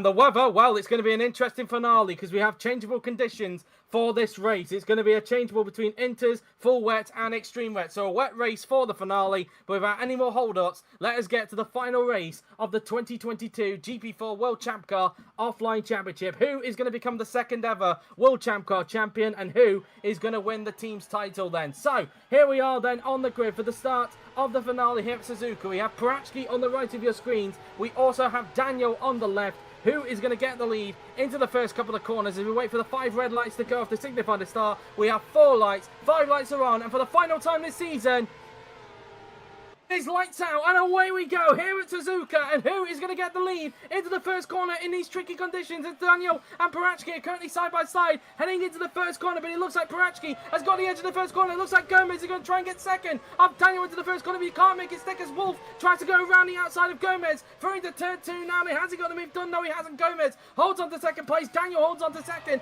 For the moment, as they all make their way through into the S's now, then it looks like Julius has not gained a place from the start either. He's still down in 9th place, but it looks like, surprisingly, despite the condition we have, everybody's kept it clean for the moment.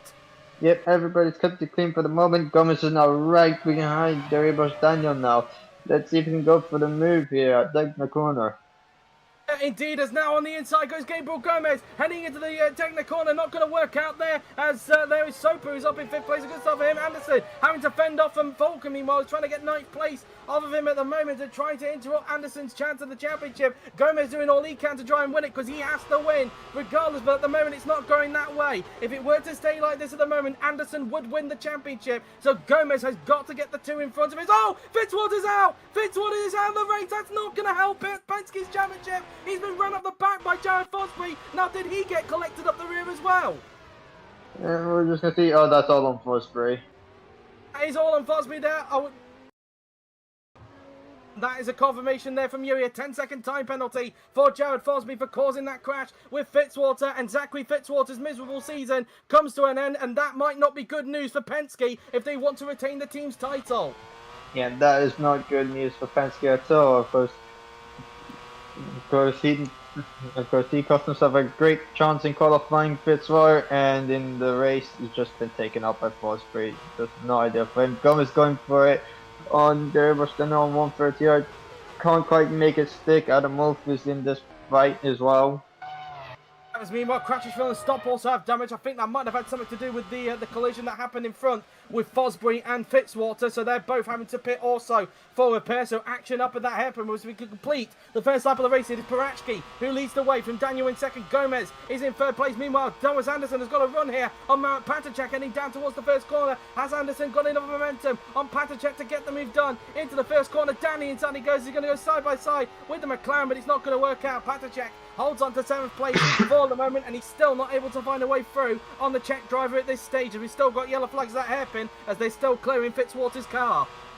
Yeah, man. Yeah, Thomas Anderson hasn't been able to get past Patachek just yet. Gonna quite get this. Can might get ahead, unfortunately, but he's still right behind him.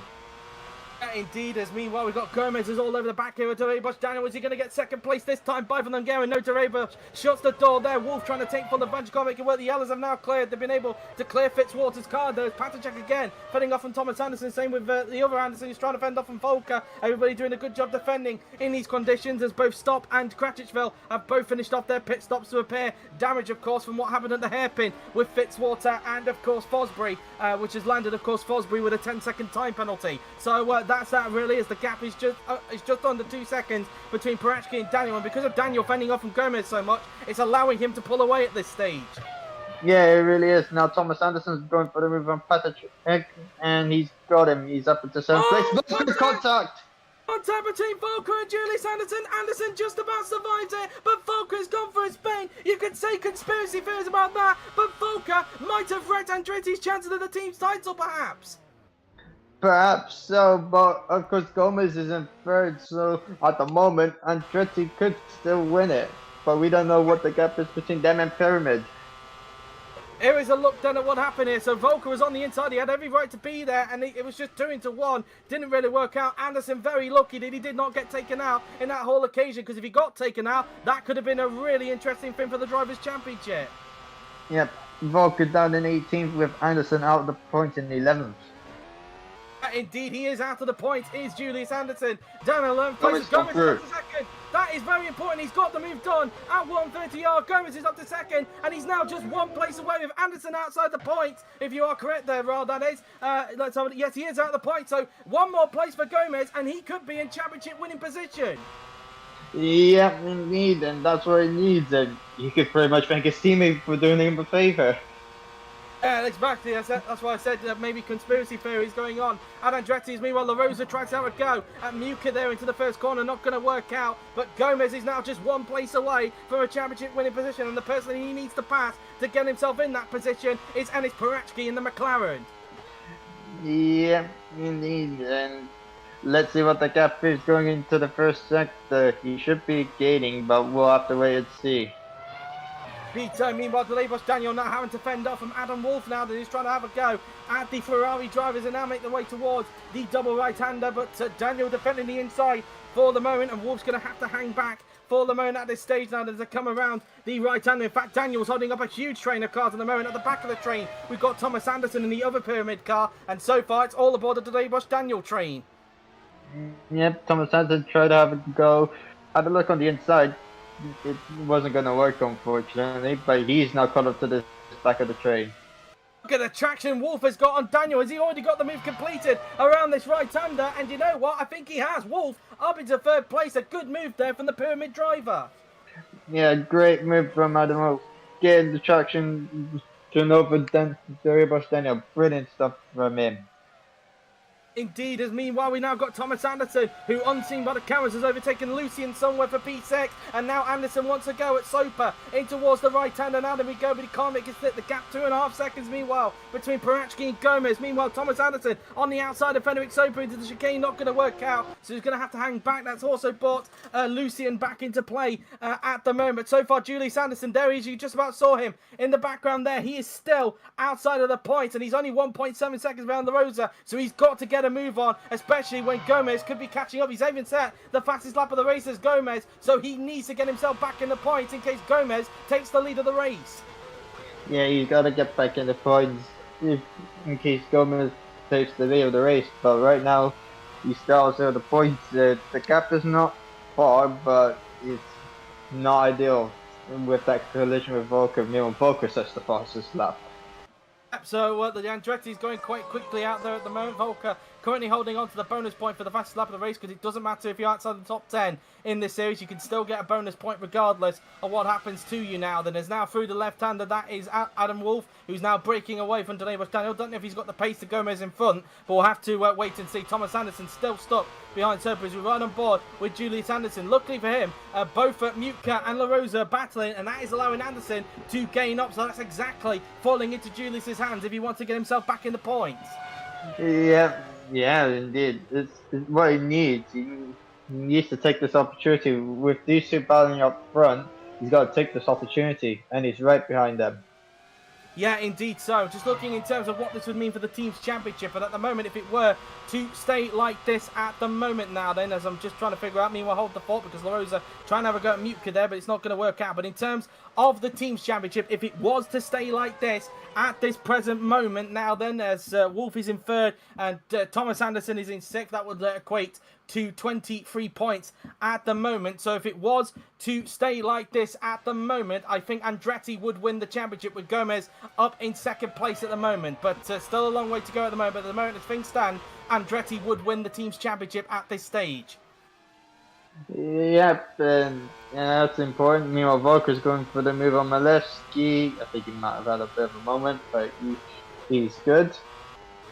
So far, so good at the moment. Gomez still trying to catch up to Prati. Meanwhile, Thomas Anderson on the inside of Daniel into the first two corners. Can he get the move done into turn two? No, he can't. And in fact, unseen by the cameras, he's actually overtaken Soper somewhere on the track. So Thomas Anderson is up into fifth place. Meanwhile, Volker's all over the back here of this is Dorian Malevsky heading into the first couple of the corners down. And is Volker going to get 17th place now off the Manor driver into the first corner? And yes, he can. Volker back up into 17th place now then as he tries to charge his way back through the field after that collision with Julius Anderson into the spoon curve.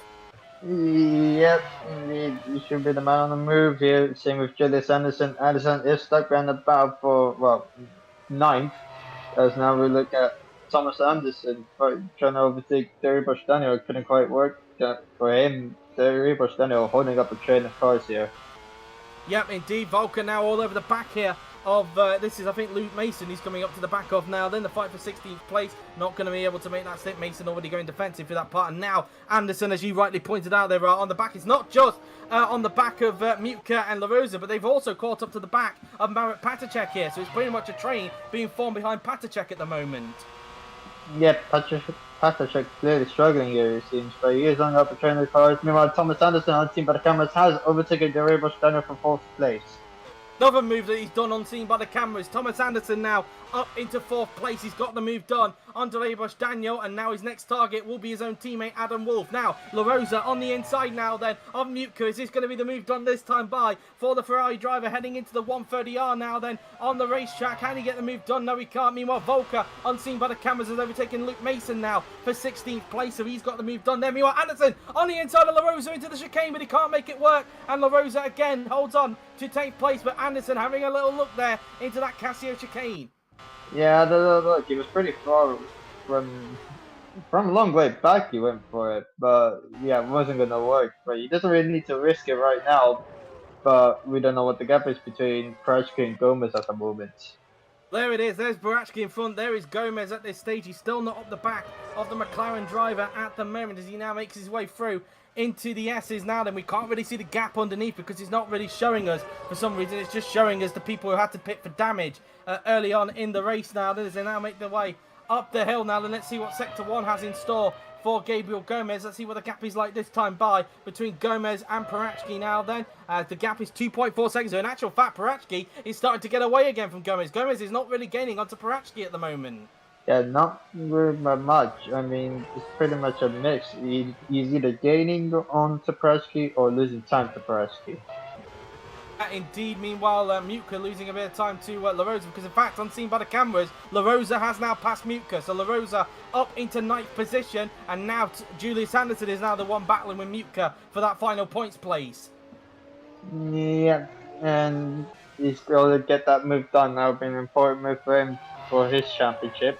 Meanwhile, here goes La Rosa on Patacek. Yep, he won't get the move done there. He's going to go to the inside, and he ain't going to send it. Anderson's pretty far dropped back a bit from Mutka.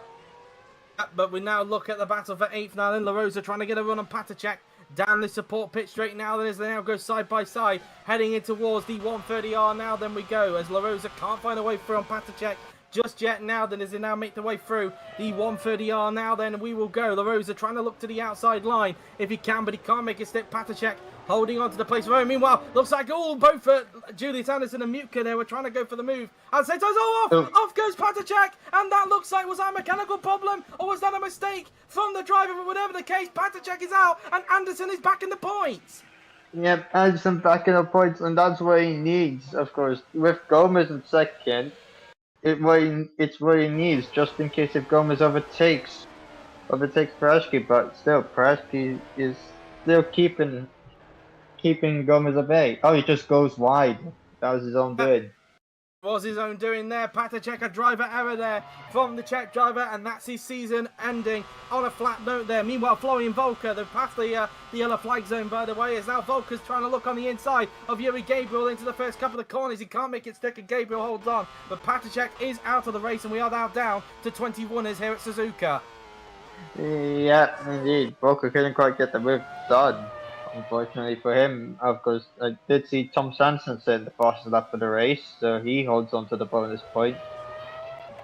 Indeed, so Thomas Anderson currently holding it on. Meanwhile, Gomez has brought it back down to 2.3 seconds between himself and Parachki at this stage of the race now. Then we're right on board with Gomez, and at the moment, with Anderson now back in the points, even if he did take the lead, it would not be enough. He would need to get the fastest lap of the race in order to take the title off of Anderson, because the thing is, Julius Anderson has got the advantage in terms of wins. Julius has had 4 wins this season, whereas Gomez has only achieved 1 victory this season. Gomez's consistency has been the thing that has kept the Brazilian in the title fight, and he really needs to, if he does take the lead with Anderson in the points, he'll also need to set the fastest lap as Volker once again tries to have a go at Yuri Gabriel down towards the right-hander, but he can't make it stick, and once again he's stuck behind the Meyer Shank racing car. Yeah, that's not ideal, unfortunately for him. And yeah, he's got to overtake him, him right now. So he's going for it here. Let's see if he can get the move done.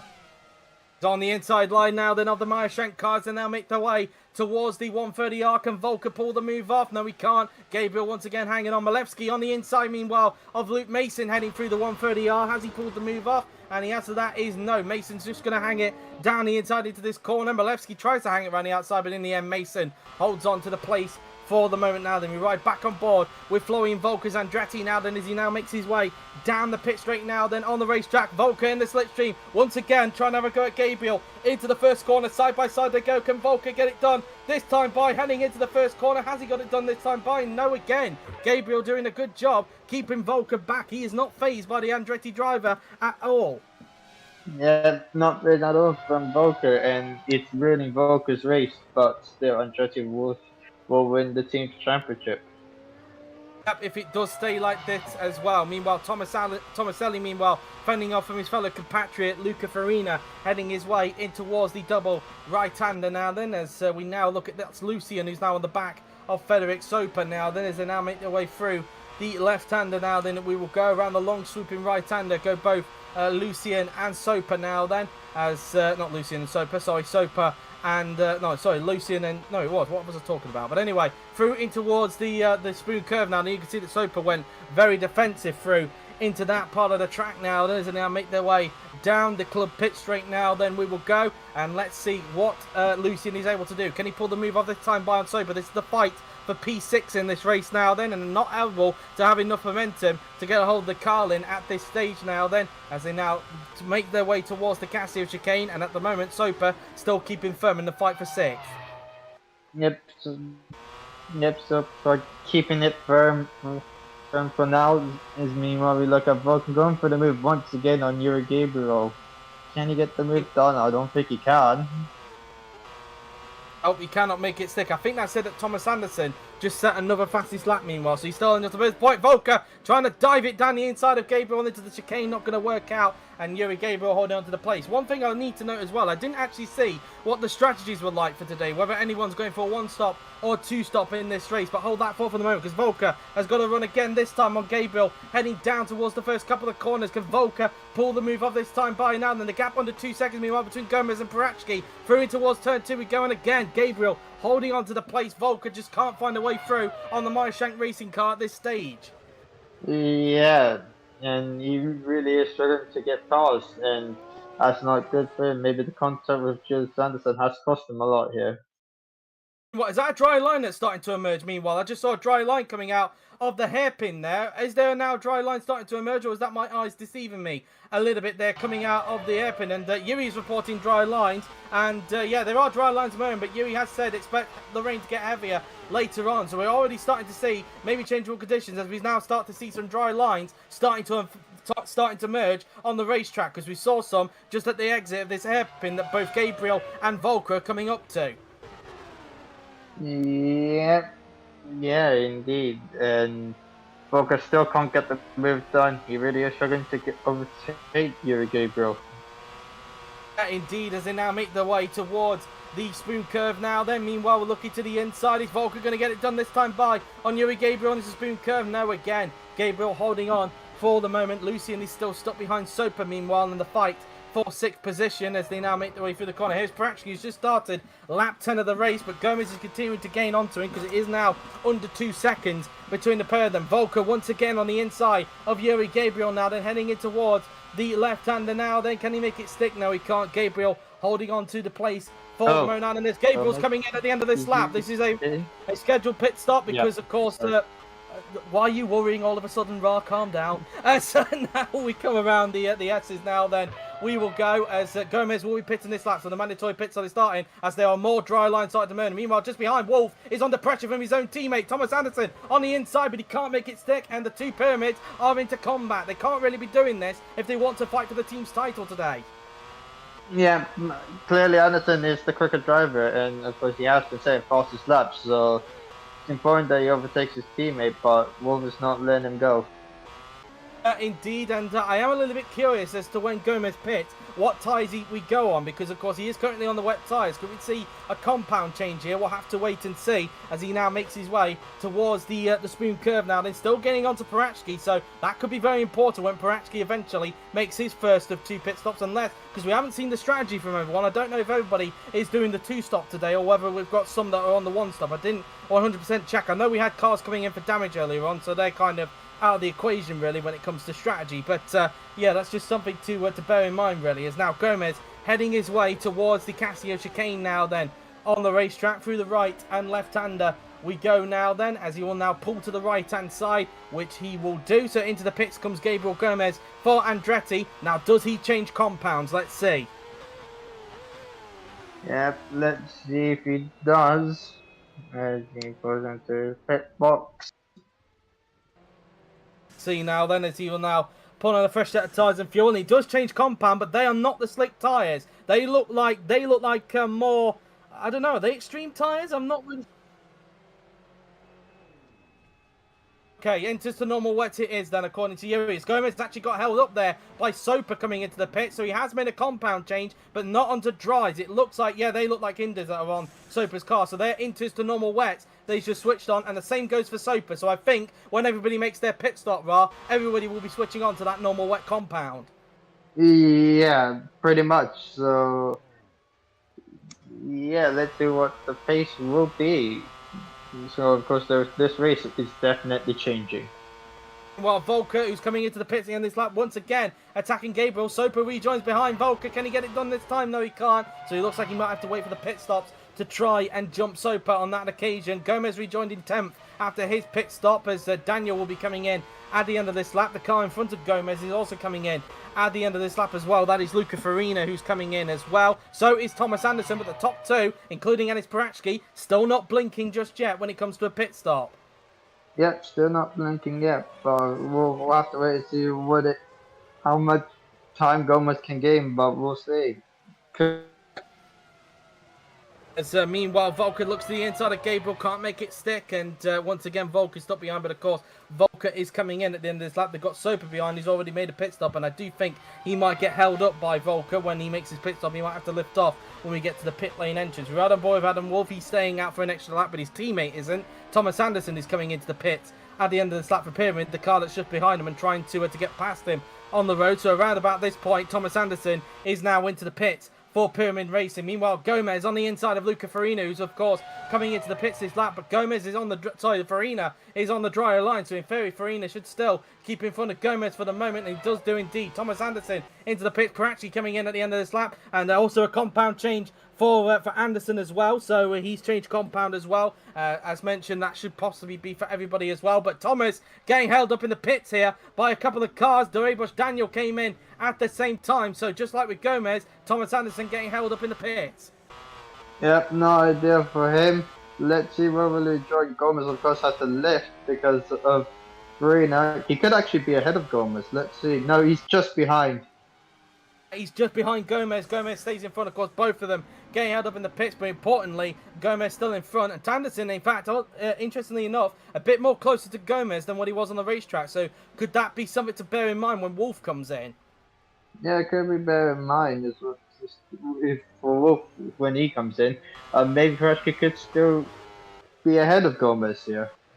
Just saw Farina there getting held up by Martinez, who's just coming to the pits for Meyer Shank Racing. Volker, as mentioned, is into the pits. Also a change of compound for him as he tries to make his way back through the field after the collision with Anderson. And that's a very long stop, a 10-point, I think that's a 10-second stop there for Volker.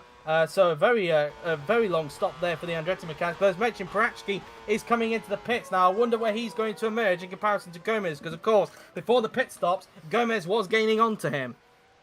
Yep, and of course Gomez got held up in the pits and also had to lift because Farina came into the pits. So, yeah, let's see how much time. Let's see if he'll be ahead of Gomez or not. But we'll see what the gap is. As he comes around the Casio chicane now then for the 12th time, and he will peel to the right. Also coming in is Julius Anderson, so the championship leader is coming into the pits in this lap. But Parachki now then into the pits for Arrow McLaren, and let's see how quick this pit stop is going to be then, and where he's going to emerge in comparison to Gabriel Gomez, who was chasing him down before the pit stops. Yeah, let's see. We do expect a compound change here, and let's see what the pit stop time is going to be like for Enes Perezki.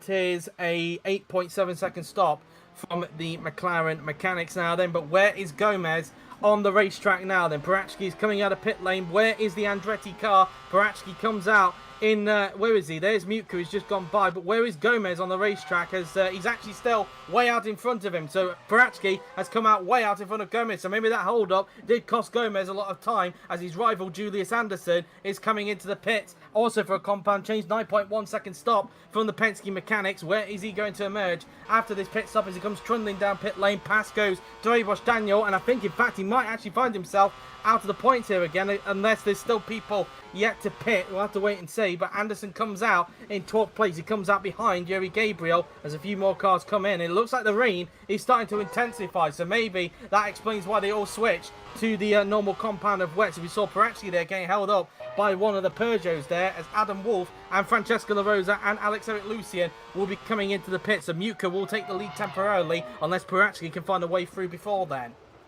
Yep, Perezki is right behind Mutka. Let's see if he can get the move done. Meanwhile, unseen by the cameras, Volker has overtaken Rosetta Martinez somewhere for 16th. Indeed, so that's that. Volker up to see. In fact, I don't know if that's because Martinez pitted or not, but that's that really. Is now we ride on board with Perachki, who's trying to get onto the back of Mutka, who's obviously staying out. But meanwhile, Adam Wolff, the race leader, is now coming into the pits for Pyramid Racing, so we'll now pull into his box, and into the pits comes Adam Wolff from the temporary lead of the race. Where is he going to emerge after this pit stop? Because he was close behind Gomez, let's not forget. And, well, given that Gomez got held up by traffic, let's see if Wolff gets held up. And if he doesn't, is that going to be enough to jump Gomez, I wonder? Yeah, and Perezki had a gap to Gomez, a comfortable gap to Gomez, so maybe he could jump Gomez the pit stops. Looks like everybody is going for the two-stop here. No hold-ups for Wolff, an 8.7 second stop from the Pyramid Mechanics. Where is he going to emerge? Francesco La Rosa is into the pits, as will Alex-Eric Lucien. But where on earth is Perachki? In fact, Wolff's come out, and there goes Perachki. But crucially enough, as expected, Wolff does jump Gomez. So once Mutka makes his pit stop, he'll be up to second place. Yep, and he's going to close right up to Enes Perezki. So we might have a battle for the lead between Enes Perezki and Adam Wolff on our hands. Importantly, that is not good news for Gabriel Gomez, because he's now lost the place to Wolff, and he now has to try and now he needs to try and pass two more cars again, with Anderson currently out of the points. I'm not sure if he'll still be out of the points once everybody makes their pit. We'll obviously give an answer to that is no, because Anderson has got back into the points, but either way, he's still away from the win. Meanwhile, Perachki on the inside now, then a Mutka, but he can't make it stick. Mutka holding on to the place. Where's Wolff in all of that? And the answer to that is there he is. He's trying his best to chase down Perachki, and well, as you mentioned, Ra, we could have a fight for the lead between the two BMW-powered cars. Yeah, indeed. I don't know if Gomez will be catching up, but I think he's just too far back from these two. Actually, he's not far back, so he could probably join in, but I think most likely Wolff will be in this battle. Mutka's coming in at the end of this lap now. Importantly, if Perachki can't get by soon, Mutka is definitely going to hold him up on the pit entrance, and that could give Wolff the opportunity he needs to get onto the back of the McLaren driver. Yeah, indeed. He's got to take this opportunity. So, yeah, still Perachki going for it once again. He's getting closer. I think he should be ahead. On the inside, and he's got it moved on. That might be crucial there for Perachki, because there was the threat that he was going to get held up by Mutka there, and he's now back into the lead of the race. Just that Mutka, of course, is coming into the pits as Gomez tries his best to chase down Adam Wolff again. But into the pits comes Simon Mutka in the Peugeot now. Then I wonder where he's going to emerge after his pit stop. Yeah, let's see where will he emerge. And of course, he will be changing compounds. So, changing compound to the normal wet. So, let's see how quick his stop is going to be. He puts on a fresh set of tyres. Yep, they are the normal wet tyres that he's now on. He's now fitted onto the car now then, as meanwhile Daniel is all over the back of someone there. Farina is actually on the back of Anderson, importantly enough, for the final points place. So maybe do Gomez a bit of a favour, but Gomez does need to be leading the race for that to make any significance. And Farina is going to have a run down the straight here as Mutka rejoins in 8th position. So he's still in the points, he's Mutka, but now Farina is on the inside line here of the championship leader. Can Farina get the move done on Julius Anderson into the first couple of corners? The answer to that is no, and Anderson holds on to P10, but already Anderson has got some pressure from Farina. Meanwhile, Volker on the inside of, I think that's Lorenzo Tomaselli, heading into the first couple of corners. He's on the inside of the Carlin driver, and he's got the move done. Volker up into 12th place, and he's now just 2 places away from the points. Yep, and the next target for him is Luca Farina and, of course, Julius Anderson. Indeed, Gomez now trying to lap stop there. Got a little bit held up through into the hairpins, halted his progress a little bit, trying to gain onto Adam Wolf. So he's finally cleared the traffic there, as he'll now try and hunt down Wolf once again, who is still far back behind Enis Paratsky's McLaren at this stage of the race now then, as they now make their way through into the Spoon Curve now then, as we ride on board with Julius Anderson, who is in 10th place and still fending off from Luca Farina. Looking at the Teams Championship at the moment, we've got the 2 Pyramids in 2nd and 4th at the moment. So I think Anderson, if I'm not mistaken, is still holding on to the bonus point for the fastest lap of the race. I think we'll get some confirmation of that on the top left when we get a chance. But just having a look, and yeah, he has still got the fastest lap of the race. Just about saw that. So he's still holding on to those bonus points, is Thomas Anderson at the moment. So at the moment, Pyramid have got 31 points at the moment. They're only holding on to 31 points with Wolf in 2nd and Anderson in 4th. Gomez is on 15 points at this present moment. And so that's a difference of... I'm trying to think here. That's actually a difference of 16 points. And that is actually the gap between Andretti and Pyramid at the championship. But if I can tell you, if it were to stay like this, with Anderson in 10th position at the moment, I can tell you if it were to stay like this, Andretti would still win the championship on a count back of wins, because of course, let's not forget Volker has got 2 victories. So if you add that to Gomez's list of victories, that would equate to 3, and Pyramid have only got 1 win. So at the moment, Andretti would win the championship on a count back of victories. Yeah, and it was so very great fight for Pyramid to be in this, but yeah, they just need to get that extra points. Indeed, so if Wolf can actually pass Paratsky, then Pyramid would actually find themselves in a team championship, in a championship winning position themselves. But at the moment, the gap is 4.8 seconds between Paratsky and Wolf. So at the moment, Pyramid are not going to do enough to win it, unless Thomas Anderson can gain onto Gomez and pass him to make it a double podium for Pyramid. Yeah, that's pretty much one of the other way, of course. But let's see. Meanwhile, Julius Anderson taking it pretty slow there, and really has to back out of it.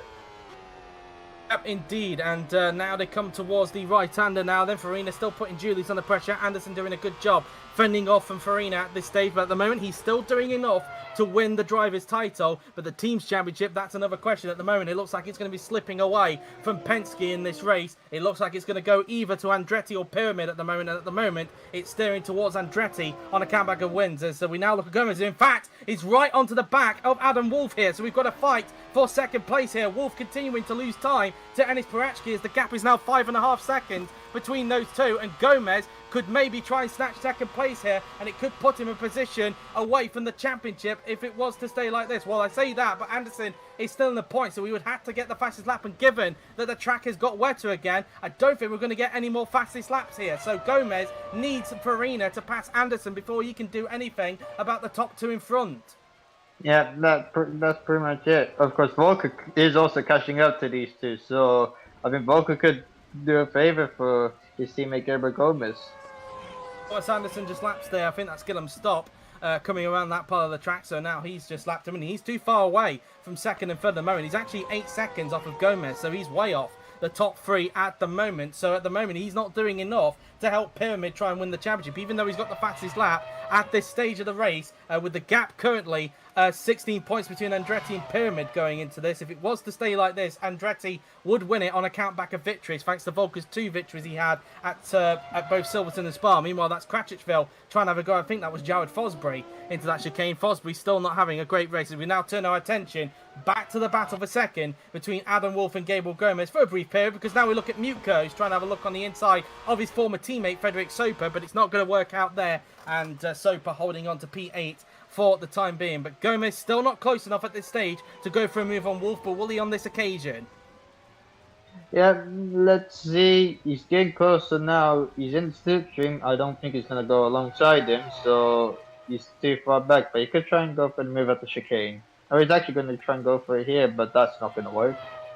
Going to work out there, and he's going to have to hang back for the moment. Maybe see if he can try and get a run into the first couple of the corners now then, as they both make their way through the Casio chicane now, then flicking it through the left and then through the right-hander now. Then we will go. Gomez trying to put pressure onto Adam Wolf in front, but I think Wolf has just got enough traction to stay in front of the Andretti, and for the moment he's going to stay in second place. So Gomez still not able to find a way through on the pyramid, and all this is doing is allowing Parachki to pull away out in front.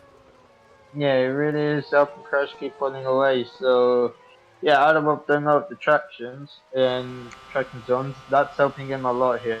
You know, we look at Julius Anderson, who's keeping Farina behind, but he's got to watch out for Florian Volker. Indeed, as they now make their way through the Casio chicane.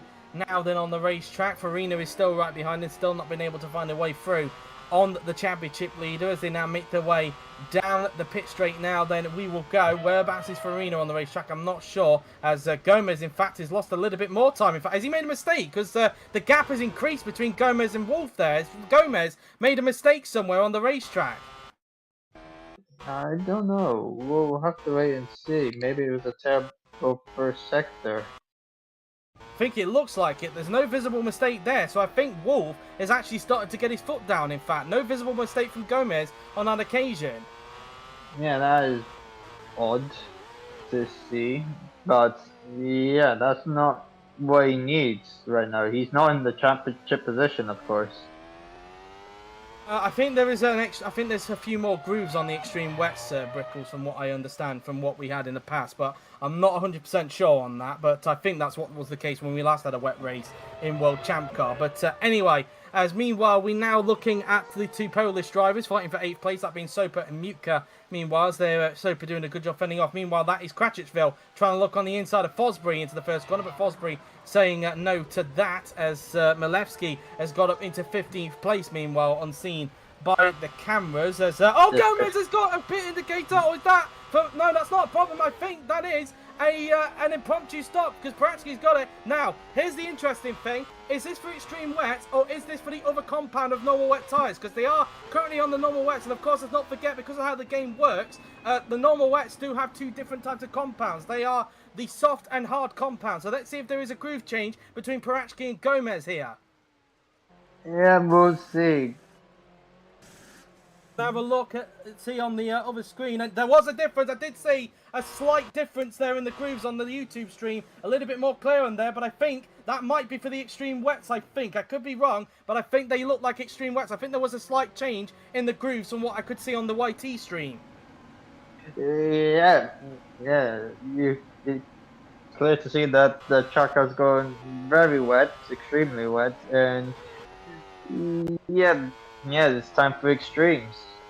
All cars have come in, so I think I might want some clarity as to whether that was just my eyes playing with me or whether that was actually a groove change between the pair of them, because at the moment there are still some cars roaming out there on the racetrack, and as Brickles has just mentioned in the stream chat, it does look like it's a little bit of a river out there on the racetrack at this stage. Soper's in, Volker is into the pits. If you look at Thomas Anderson now then coming towards the Degners now then, a load of cars are in. Paratsky rejoined in 3rd, Gomez rejoined in 5th. Now any of these guys going to get the call now then, the Fosbury and Milewski, who are currently fighting it out at the moment, going around the 130R, and neither of them have got a pit call. Wolf has still not got a pit call. He's still leading the way at the moment in that pyramid now then, but I wonder if he's going to get a call when we get into Sector 3.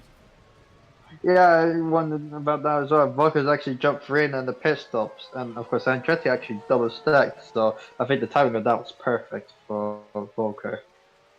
Indeed, that was perfect timing for Andretti there. Volker losing no time whatsoever as Fosbury looks to the inside of Milewski. Has he got the move done into the right-hander now then as he goes into turn 2? I think he might actually have it as they're still side by side around that right-hander, and Fosbury is going to get the place. Yes, he is. Fosbury up into 15th place, gets the move done. Is Wolf coming into the pits, I wonder, because he has just passed sector 3. Has he got the impromptu pit call? I do wonder. No, he's not. He's still going to be roaming around. There were still a few guys who have got called. Thomas is still sticking it out there. He doesn't feel it's time to pit, and it is currently a Pyramid 1-2 at this stage of the race there. But I did think there was a bit of a groove change. I wanted some clarity, but unfortunately we didn't get that. So we might have to wait for somebody to come in to get that clarity as to whether that was a groove change or whether that was just my eyes deceiving me when I was looking on the YT stream there. So that's that really, as Anderson making his way through into turn 2 now then, and the two Pyramids still sticking it out there on the racetrack. Yeah, the two Pyramids are sticking it out on the racetrack for now. But yeah, it's interesting what they're doing, but we don't know if they'll get a pit call yet.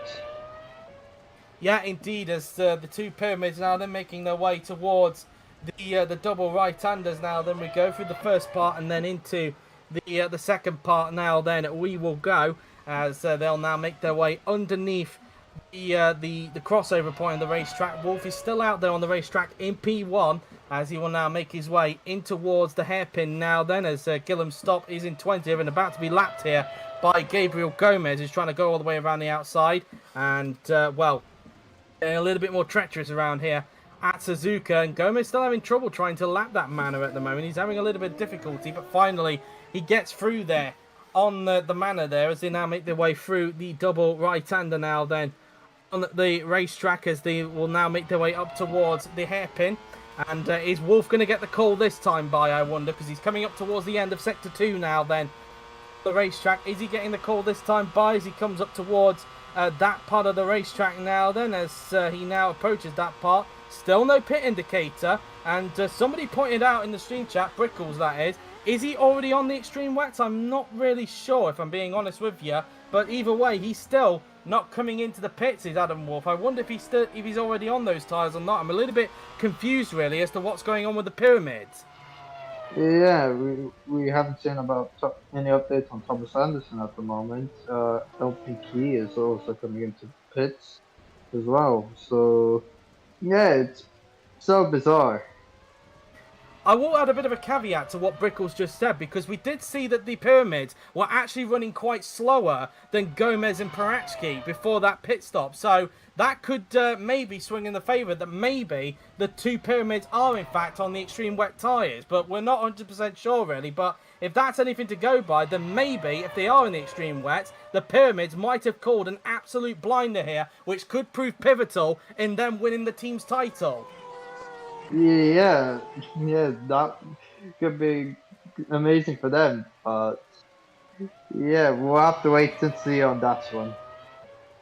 Yeah, indeed, as they now make their way through the left-hander now, then heading their way towards the Degners. We're now looking at Volker, who's now on the back of, who is that? That is Tomaselli once again. So that looks like a fight that's going to go on for P number 11 now. And I'm not sure if Julius Anderson made a pit stop or not throughout that entirety of when we saw both Paratsky and Gomez going into the pits. I'm not sure if he made a pit stop or not. I don't know if he stayed out at all during that. We're going to have a look in a bit. And he's actually up in 7th place, is Julius Anderson, as Alex-Eric Lucian's got a problem. Lucian is out of the race. That looks like some kind of tyre issue. And Lucian in 8th position is going to be out here in Suzuka. Yeah, unfortunate for him. That puts Florian Volker now up into the points. Because he's just overtaken Tomaselli unseen by the cameras. There he is. He's now back into the points paying positions now. So that's 16 points for Andretti. But at the moment it is a 1-2 for Pyramid. And at the moment as things stand, Pyramid are going to win the team's championship if it was to stay like this. Because coming into this race, they found themselves, 23 points behind Penske in the championship. Well, they're only going to get 6 points at the moment of Penske, and with Pyramid on 44 points at the moment, with Thomas Anderson having that bonus point for the fastest lap of the race, and with Gomez currently in 5th position on 10 points, and then Volker on in 11. At the moment as things stand, Pyramid would actually, by some miracle, win the team's championship. Yeah, that would be some miracle if they can pull it off. But yeah, this will be unexpected, and of course they'll be the first non-American team to win the team's championship. It's nothing to do with strategies, Gonzalez, because it's impromptu pit stops because we're in changeable conditions. Really, it would have been a two-stop race, but the conditions have been changing. So anything in terms of strategy is basically thrown out the window at this point. So anyway, as we now look at that is one of the Chip Ganassis. That will be Luca Farina because he's got a more golden car, whereas Fosbury's got a more black car than what Farina has. So at the moment, the top 10 then, Volker is currently into the points. His next target is Frederick Soper, I think, for 9th place. So I just saw that the gap there was 0.6 of a second, so Volker could actually gain some more places here. Yeah, he could actually gain more places. Hey, he is on the back of Sopa. Let's see if we can get that move done on him. Of course, we are looking at Lucas Farina right now, who is in 12. Yeah, indeed, as he now makes his way out of turn 2 now then, as he's currently running quite lonely at the moment, is that Chip Ganassi. Not sure if he's running in the points at the moment, is Farina or not, because he was fighting with Anderson earlier on. I'm going to presume he is, because he was behind Anderson before those impromptu pit stops that we saw with Purachki and Gomez earlier on came into an effect, and the answer to that is no, in fact, because I think he actually came into the pits as well. I do remember seeing his graphic now that I remember it. So Farina is currently not in the points at the moment, but for some reason the autocam is quite obsessed with him at this stage, it must be said. But anyway, as meanwhile, trying to look at the rest of the field, I did see that Volker was right onto the back of Frederick Soper, so we have got a fight for 9th. There he is, and Volker looking at 2 championship points here. Yeah, he's trying to help Andretti out for the team's championship, but still it won't be enough at the moment. Especially with the Pyramids out in front of the moment, running a 1-2. With Wolf looking to try and get his second win in a row here. After doing the gap 8 seconds in the 2. Pyramid driver, Prix 6.7 behind Thomas Anderson at the moment. Now, make their way out of the curve now. Looking to the inside line now then of Soper, but he can't make it still. Soper got his foot off a bit, and Volker had to lift off the throttle a little bit, and he's not going to have enough momentum to get moved on the Carlin driver, and Soper still staying in front. In fact, technically, as you can see on the timing tower, Volker is actually in the Carlin tower. He's diving it down the inside into the Casio chicane, but he can't make it stick. I thought he was actually going to pull it off there, but Volker not able to make the move stick, and he's still stuck in that Carlin sandwich at the moment. He's still stuck in there, but he is close now. Can he get this move done in the main straight? Let's see. He's alongside Sopa. Can he get the move done? This should be the move done, and it is the move done. Volker up into 9th.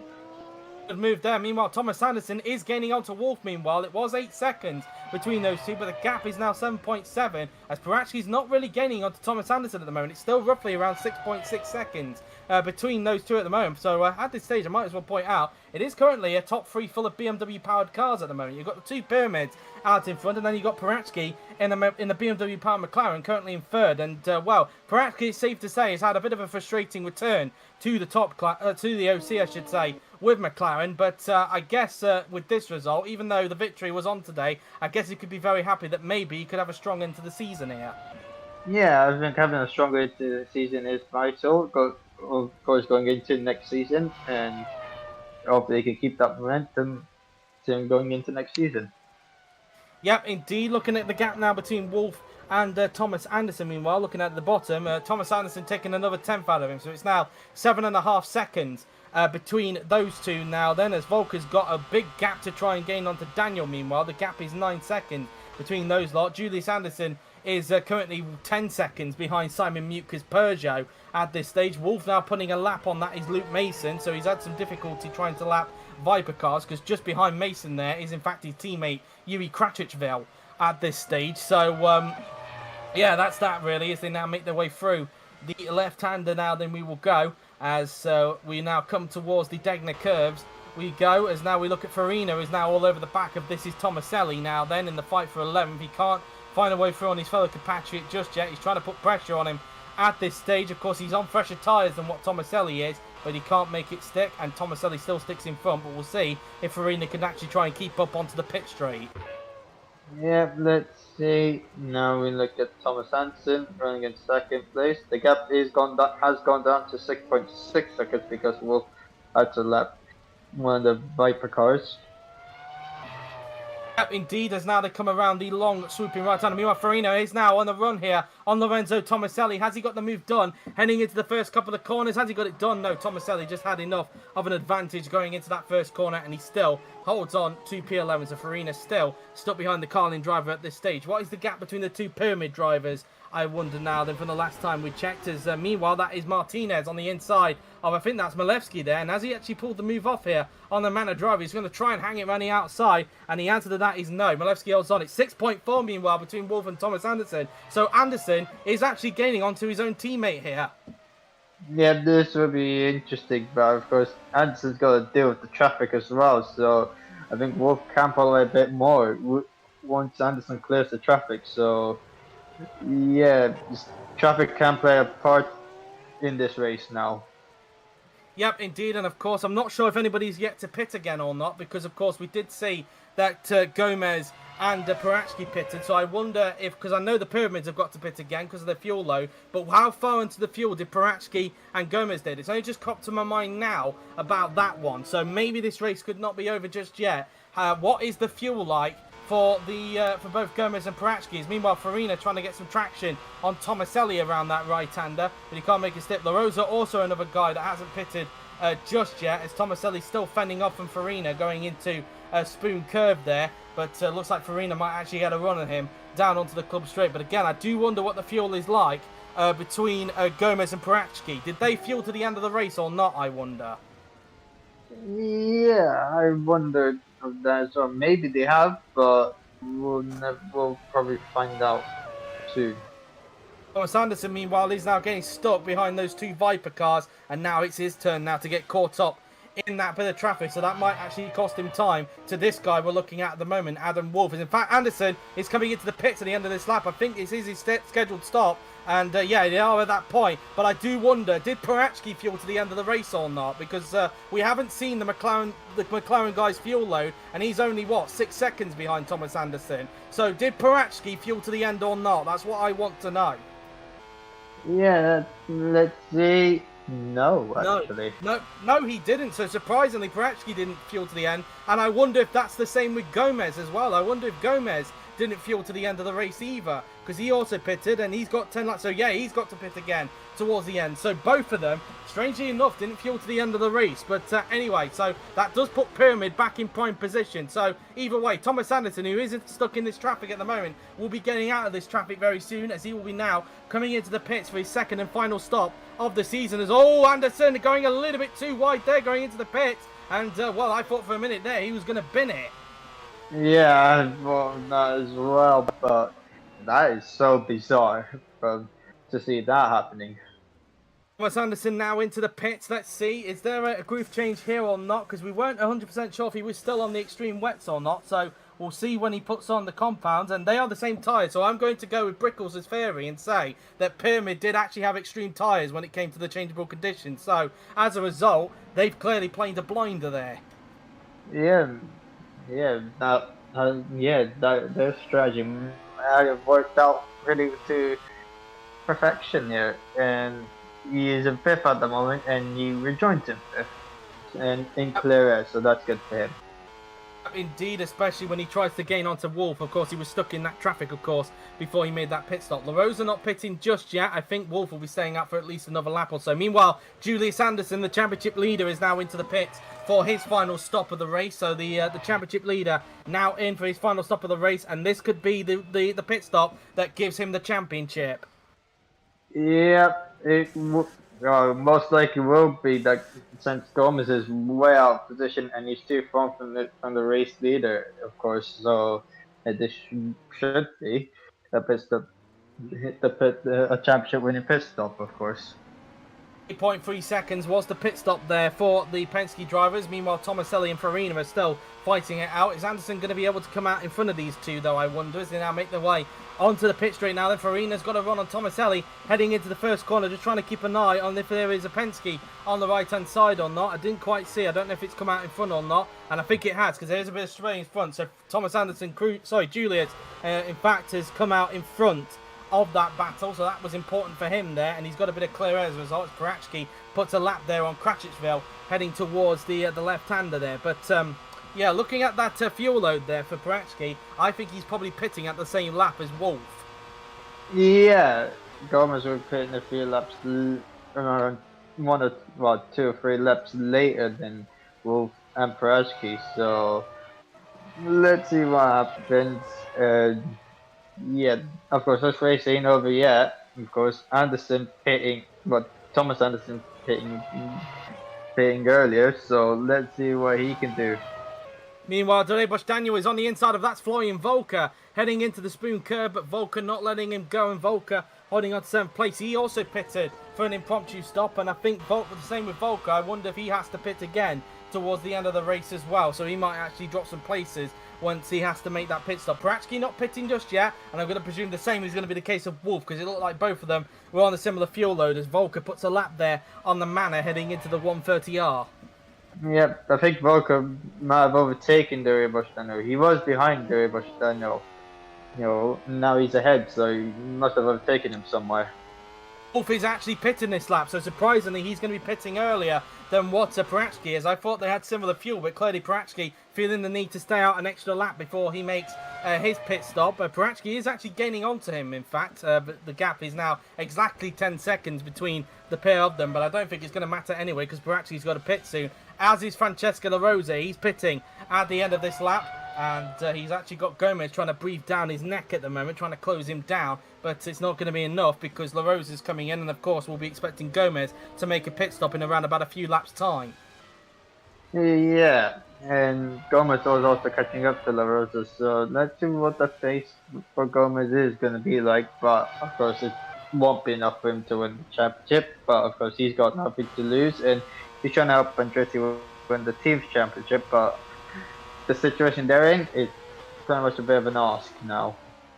Yep, indeed, as Wolf now then makes his way through in towards the Casio chicane now then, as he flicks the car in for the left, and then he will then peel it off to the right, which he will do, and into the pit comes Adam Wolf from the lead of the race now then, and let's see how quick this pit stop is going to be then from the pyramid, as Paratsky will take the lead temporarily now then, as he's struggling to lap some traffic, but Wolf is now into the pit for his final pit stop, and yeah, that should bring him to the end of the race. I wonder how close Thomas Anderson is going to be, though, after his pit stop, because we did see before the pit stops that Anderson was actually gaining onto him before that pit stop, so I wonder how far behind Anderson is going to be once he comes out of the pit.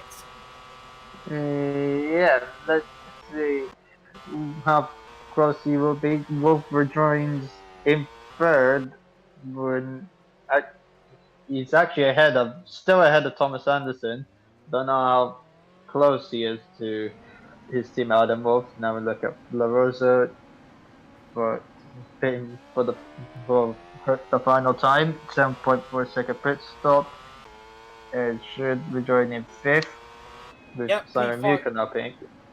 Yep, so he's just finished his pit stop. Muken now into the pits. Meanwhile, Gomez and Paratsky currently at the front, but of course those two have got to pit once more before the end of the race. Mutka now into the pits for his final pit stop, looking like a quick stop here for the Peugeot mechanics, and puts on a fuel to go to the end of the race. 7 seconds, a pretty quick stop there from the Peugeot mechanics, and where is he going to emerge then after this pit stop, I wonder, as he goes trundling down pit lane, and looking at the graphic on the bottom, he is going to rejoin in 8th position. So looking at some points here is Simon Mutka for Peugeot, and it looks like Peugeot will get 6th place in the team's championship by the end of the season. Well, I think they were probably going to do that anyway, because they had a 15-point cushion over Chip Ganassi going into this, so they should be okay. Meanwhile, Paratsky is coming into the pit at the end of this lap, just as he comes up behind both Meyer-Shank racing cars.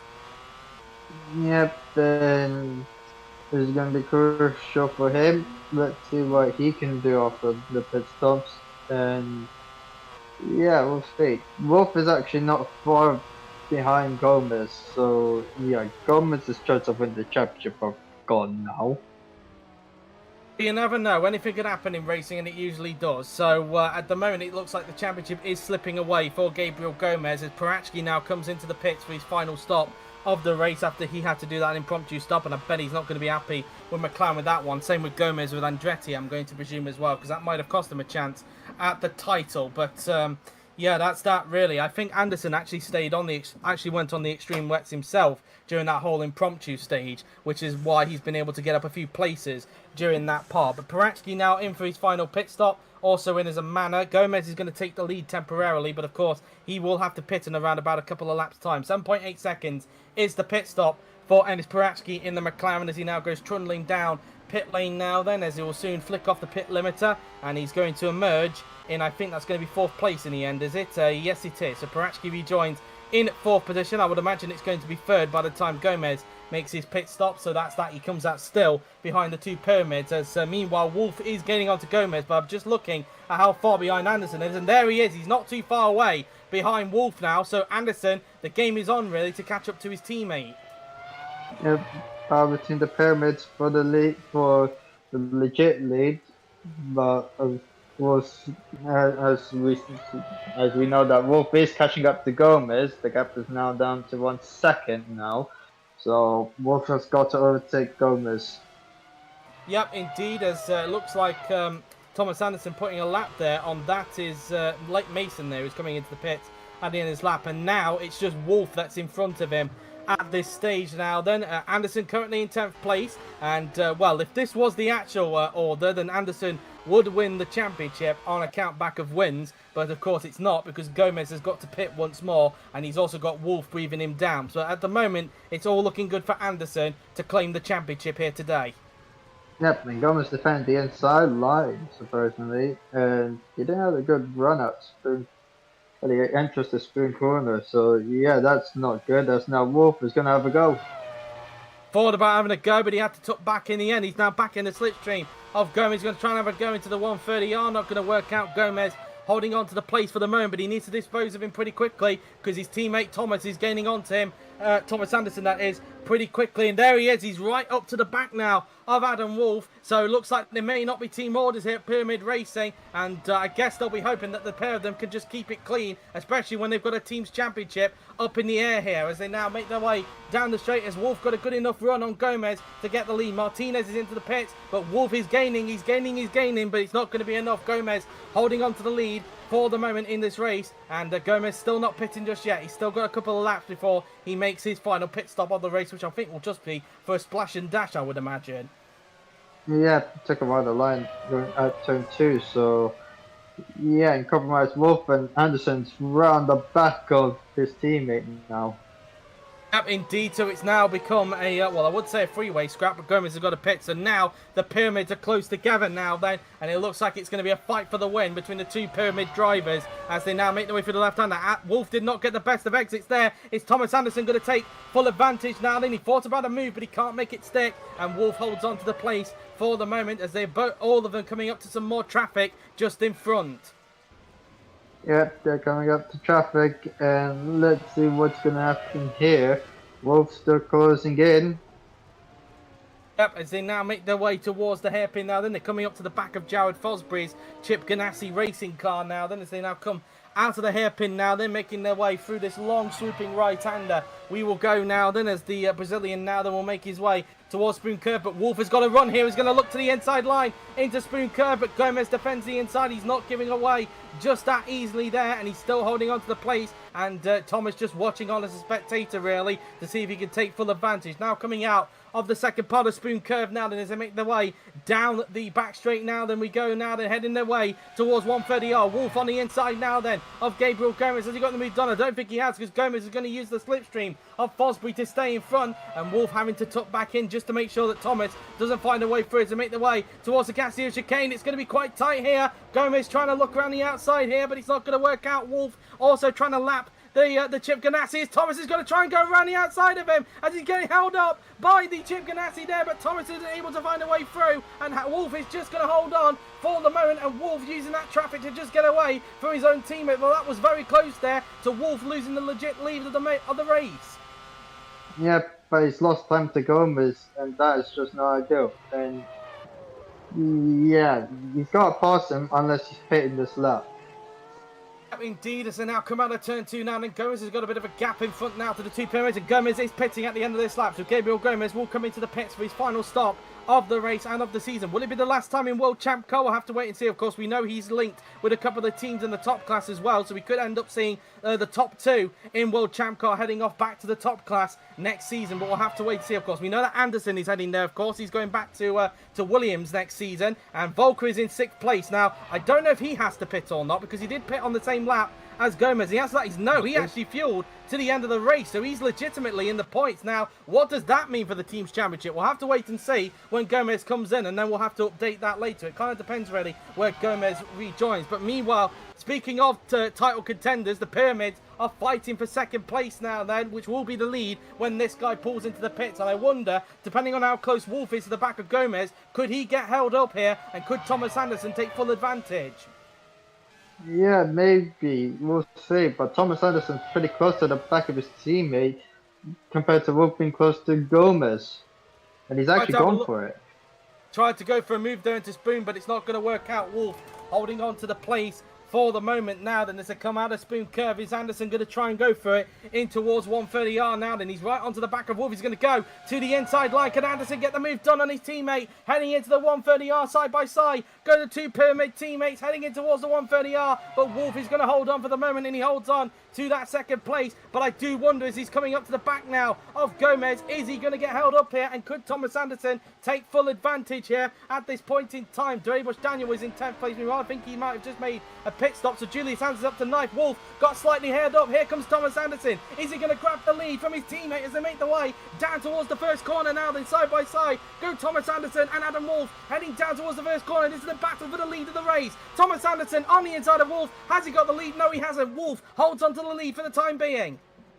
Yeah, Wolf holding on to the lead for the time being. They even lost time to Perezki. 6.4 second pit stop for Gabriel Gomez. Should be joining 5th pretty much. There's no surplus actually coming into the pits.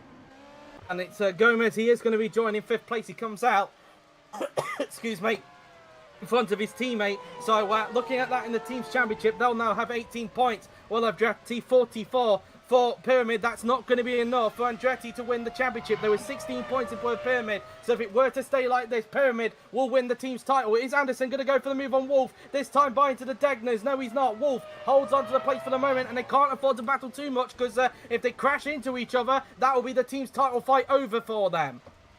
Yeah, they gotta keep it clean for the time being.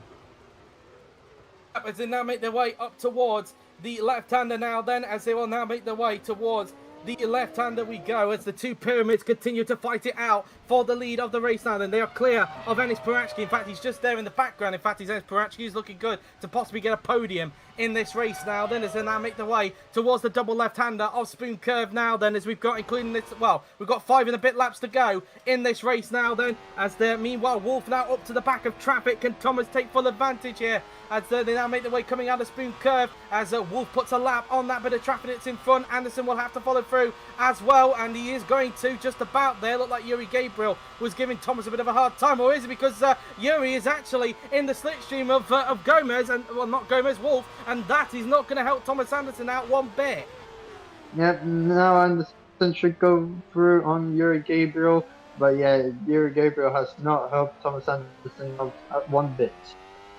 Open to come onto the pit straight now then, as we're going to have 5 laps to go when we cross the line now then. Wolf about to start lap 33 of 37 here at Suzuka. They cross the line, 5 laps to go for the top 2 in this race now, as they now make their way towards the first couple of corners on the racetrack now. Then we will go heading our way into turn 2. There is Parachki, who's looking a little bit lonely in 3rd place, but looking good to get a podium nonetheless now. Then as Malevsky is now all over the back of, who is that he's right on the back of? That is oh, that's Volker, in fact, who's just lapped him. And Volker currently in 6th place, so he's had a good comeback. Anderson currently in 8th place, but with the 2... In fact, he's in the pits, actually. So Volker did actually have to pit in the end, after all. I thought he was multi-end, so that turned out to be a little bit of a timing glitch there on his steering wheel. Might have been from another car, so Volker did have to pit after all.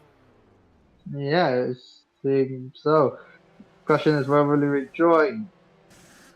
Yeah, indeed, but that might have cost them any chance of winning the team's championship with the 2 Pyramids up at the front of the field. 6 seconds, a quick splash and dash for Volker now. Then where is he going to emerge? I'm going to imagine Anderson will go through into 7th place as a result, but we shall see as Volker now then trundles down pit lane. He flicks off the pit limiter. Where is Julius Anderson on the racetrack? And he's actually still going to be in front of Anderson here. So Volker rejoins in 7th place. Anderson does not get the game, but it doesn't matter anyway because he's doing enough to win the driver's title if it does stay like this. But the team's championship at the moment is going to Pyramid, but with these two fighting, it could end up going the direction of Andretti if they're not careful. Yeah, indeed. So, of course, Volker rejoins the 7th. He's got to gain a lot to get a mute cut. Gomez is only 6 seconds behind LaRosa for 4th. 3rd place is out question, so 4th at best for Gomez and pretty much 6th for Volker. Indeed, so we could have a fight for 4th towards the end of this race. Anderson is not close enough on Wolff. It looks like Wolff maybe has started to stretch it a little bit now to his teammate as they go into the braking zone of the Casio chicane now then. Through the right and then through into the left-hander now then. We will go. Can Anderson get a run coming out of this turn on Wolff as they now make their way down towards this pit straight we go. Anderson is in the slipstream, but I don't think he's close enough to go for a move now then. So Wolff is going to hold on for the time being now then. We'll have 4 laps to go here at Suzuka. 4 laps to go of the 2022 World Champ Car season as now through the first couple of corners. Anderson still 5 tenths behind his teammate and it looks like he's going to have a better turn 2 there compared to Wolff as Thomas Anderson now then is right back on the prowl of his own teammate. Yep, the battle is still on. It's not over yet between the two pyramids. It's like Parachki there with a bit of an error coming out of turn 2 there as he's just putting a lap there on Yuri Gabriel himself. And, well, he's looking comfortable in 3rd place anyway, so he shouldn't really need to push too hard at the moment. He might even, well, if anything happens to the two pyramids, he could be there to capitalise as he now makes his way up the hill now then. As meanwhile, back to the pyramids now then, as Anderson is still trying to put Wolff under pressure, but Wolff is sticking his ground. He is not losing this win to his teammate. Yeah, he won last race, could he win this race? So he could back-to-back wins for Adam Wolff here, but we'll wait and see on that one. His teammate is pressuring him so much here. Indeed, it could be back-to-back wins for Pyramid regardless. It's just a case of which Pyramid is going to do that, whether that's Wolff or whether that's Thomas Anderson as they now make their way through the long sweeping right-hander. We will go now then as they make their way towards the spoon curve now then. As now heading towards that spoon curve. Look like Wolff went a little bit defensive through into there, and that's put Anderson right on the back of him. As we're looking at Malevsky, who's trying to have a go at Martinez. But meanwhile, what is going on between the two Pyramid drivers? Because it looks like Anderson is going to have another run here on Adam Wolff heading down this club pit straight. Is he going to get the move done? He's on the inside line of his teammate now as they approach the 130R. Is he close enough alongside to get the move done on Adam Wolff into the 130R? No, not quite. Wolff again holding on to the place, and Anderson doing all he can to snatch the victory off. He's going to try and dive it down into the Casio chicane. Can he pull the move off? The answer to that is no. And Wolff holds on for the time being. Thomas is desperate to get his first victory of the season. Yeah, he really is desperate. I don't know how much they are definitely losing a lot of time to Pareshki. We'll have to know. We need to know what the gap is between himself and Pareshki. We can see him in the background. It was 7.4 seconds, but it looks like the graphic has gone away from us there. I guess we'll have to look on the bottom of the screen to find that one out. But we've got 3 laps to go of the 2022 Season 4 World Champ Car. As now through into the S's now then we will go. As looking at the bottom of the screen, if it does come up with the gaps, hopefully it does, and not the pit stops, because that would be not exactly ideal. As through the right hander, and wow, it comes up with the pit stops, doesn't it? Well done. So we're not going to be able to see what the gap is like between Thomas Anderson and Parachki on that occasion. But Thomas Anderson, interestingly enough, not close enough to get Wolff on this occasion. Yeah, that's interesting. He hasn't had a great first sector compared to Adam Wolff. It was actually 6.2. He's actually lost time for Parachki. Indeed, as they now make their way towards the hairpin now then on the racetrack, as they now make their way towards the hairpin now then through the left-hander. We will go now then as they will now approach the right-hander now then we will go as Anderson tries to close back in onto Wolff in front. There is Parachki. You just saw a glimpse of orange there in the background as now they make their way towards the double left-hander of spoon curve now then. Heading our way towards the double left-hander we go through the first part and then into the second part now then. We will go as they tippy-toe their way through spoon curve now then in this finale now then for 2022 for World Champ Car. Heading our way down this club pit straight we will go now then, as they will now make their way towards the 130R, and Thomas is still not close enough to get Wolf on this occasion. Wolf doing enough to keep his teammate back for the time being. Yep, Wolf doing well to keep his teammate back for now. He's only got 2 more laps to go to hold him off, and then the victory is his. Okay, fair enough, yeah, we will be as quick as possible. But anyway, now coming around the right-hander we go now then. Onto the racetrack we will go, as I noticed that Prachki is now 6.4 seconds behind Thomas Anderson. So he has been gaining, but I don't think it's going to be enough for him to get onto the back of them by the end of the race. 2 laps to go here at Suzuka now then we go, as they make their way through into the first couple of the corners. We will go on the racetrack now then. 2 laps for Wolf to hold on and get his second victory in a row here at Suzuka. Through the S's now then we go, through the left, then through into the right now then we will go, as they'll now make their way in towards this left-hander. Thomas again right onto the back of Adam Wolf, meanwhile, as they now make their way through into the right-hander now then we will go up towards the left-hander we go now then. Up the hill they go, as they will now make their way towards the end of the first sector now then we go. Is Thomas going to go for the move here on Adam Wolf? He thought about it, but again Wolf holds on to the place, and Thomas is still not close enough to get the move done on his teammate. This looks like it could be going to the final lap if Thomas can't find a way through down at the 130R. Yeah, it's probably gonna go down to the final lap, but we'll wait and see. He's got another chance at the penultimate lap. Let's see. Well, he's got 2 more chances here and also at the back straight. Yep, indeed, and Parachki falling back again, it seems now, from the 2 pyramid drivers. It's nearly 7 seconds again between him and Thomas Anderson. As meanwhile, Anderson looking at Spoon Curve once again to get the move done, but I think he's too far back and he's not fully committed there, so he's going to try and see if he can get him once again into the 130R. Now then we go, as meanwhile, unseen by the cameras, Fosbury has overtaken Gabriel for 13th place, but they now come down the club pit straight now then we go, heading towards the 130R we will go, as they will go side by side towards the left-hander now then we will go. Thomas Anderson looking to the inside of Adam Wolf. Can he pull the move off into the 130R? No, we can't. Once again, Wolf holds on to the place for the time being, as they will now make their way towards the Cassie. He's going to try and dive it down the inside into the Cassie chicane. Is he going to do it this time? No, again. Wolf just doing enough to hold on to the place, as we're now going to start the final lap of the race here at Suzuka, the final lap of the season. Coming down towards the pit straight now then, we will go. It looks like Thomas is just too far back to get Wolf on this occasion now that they now make their way towards the first few corners. Final lap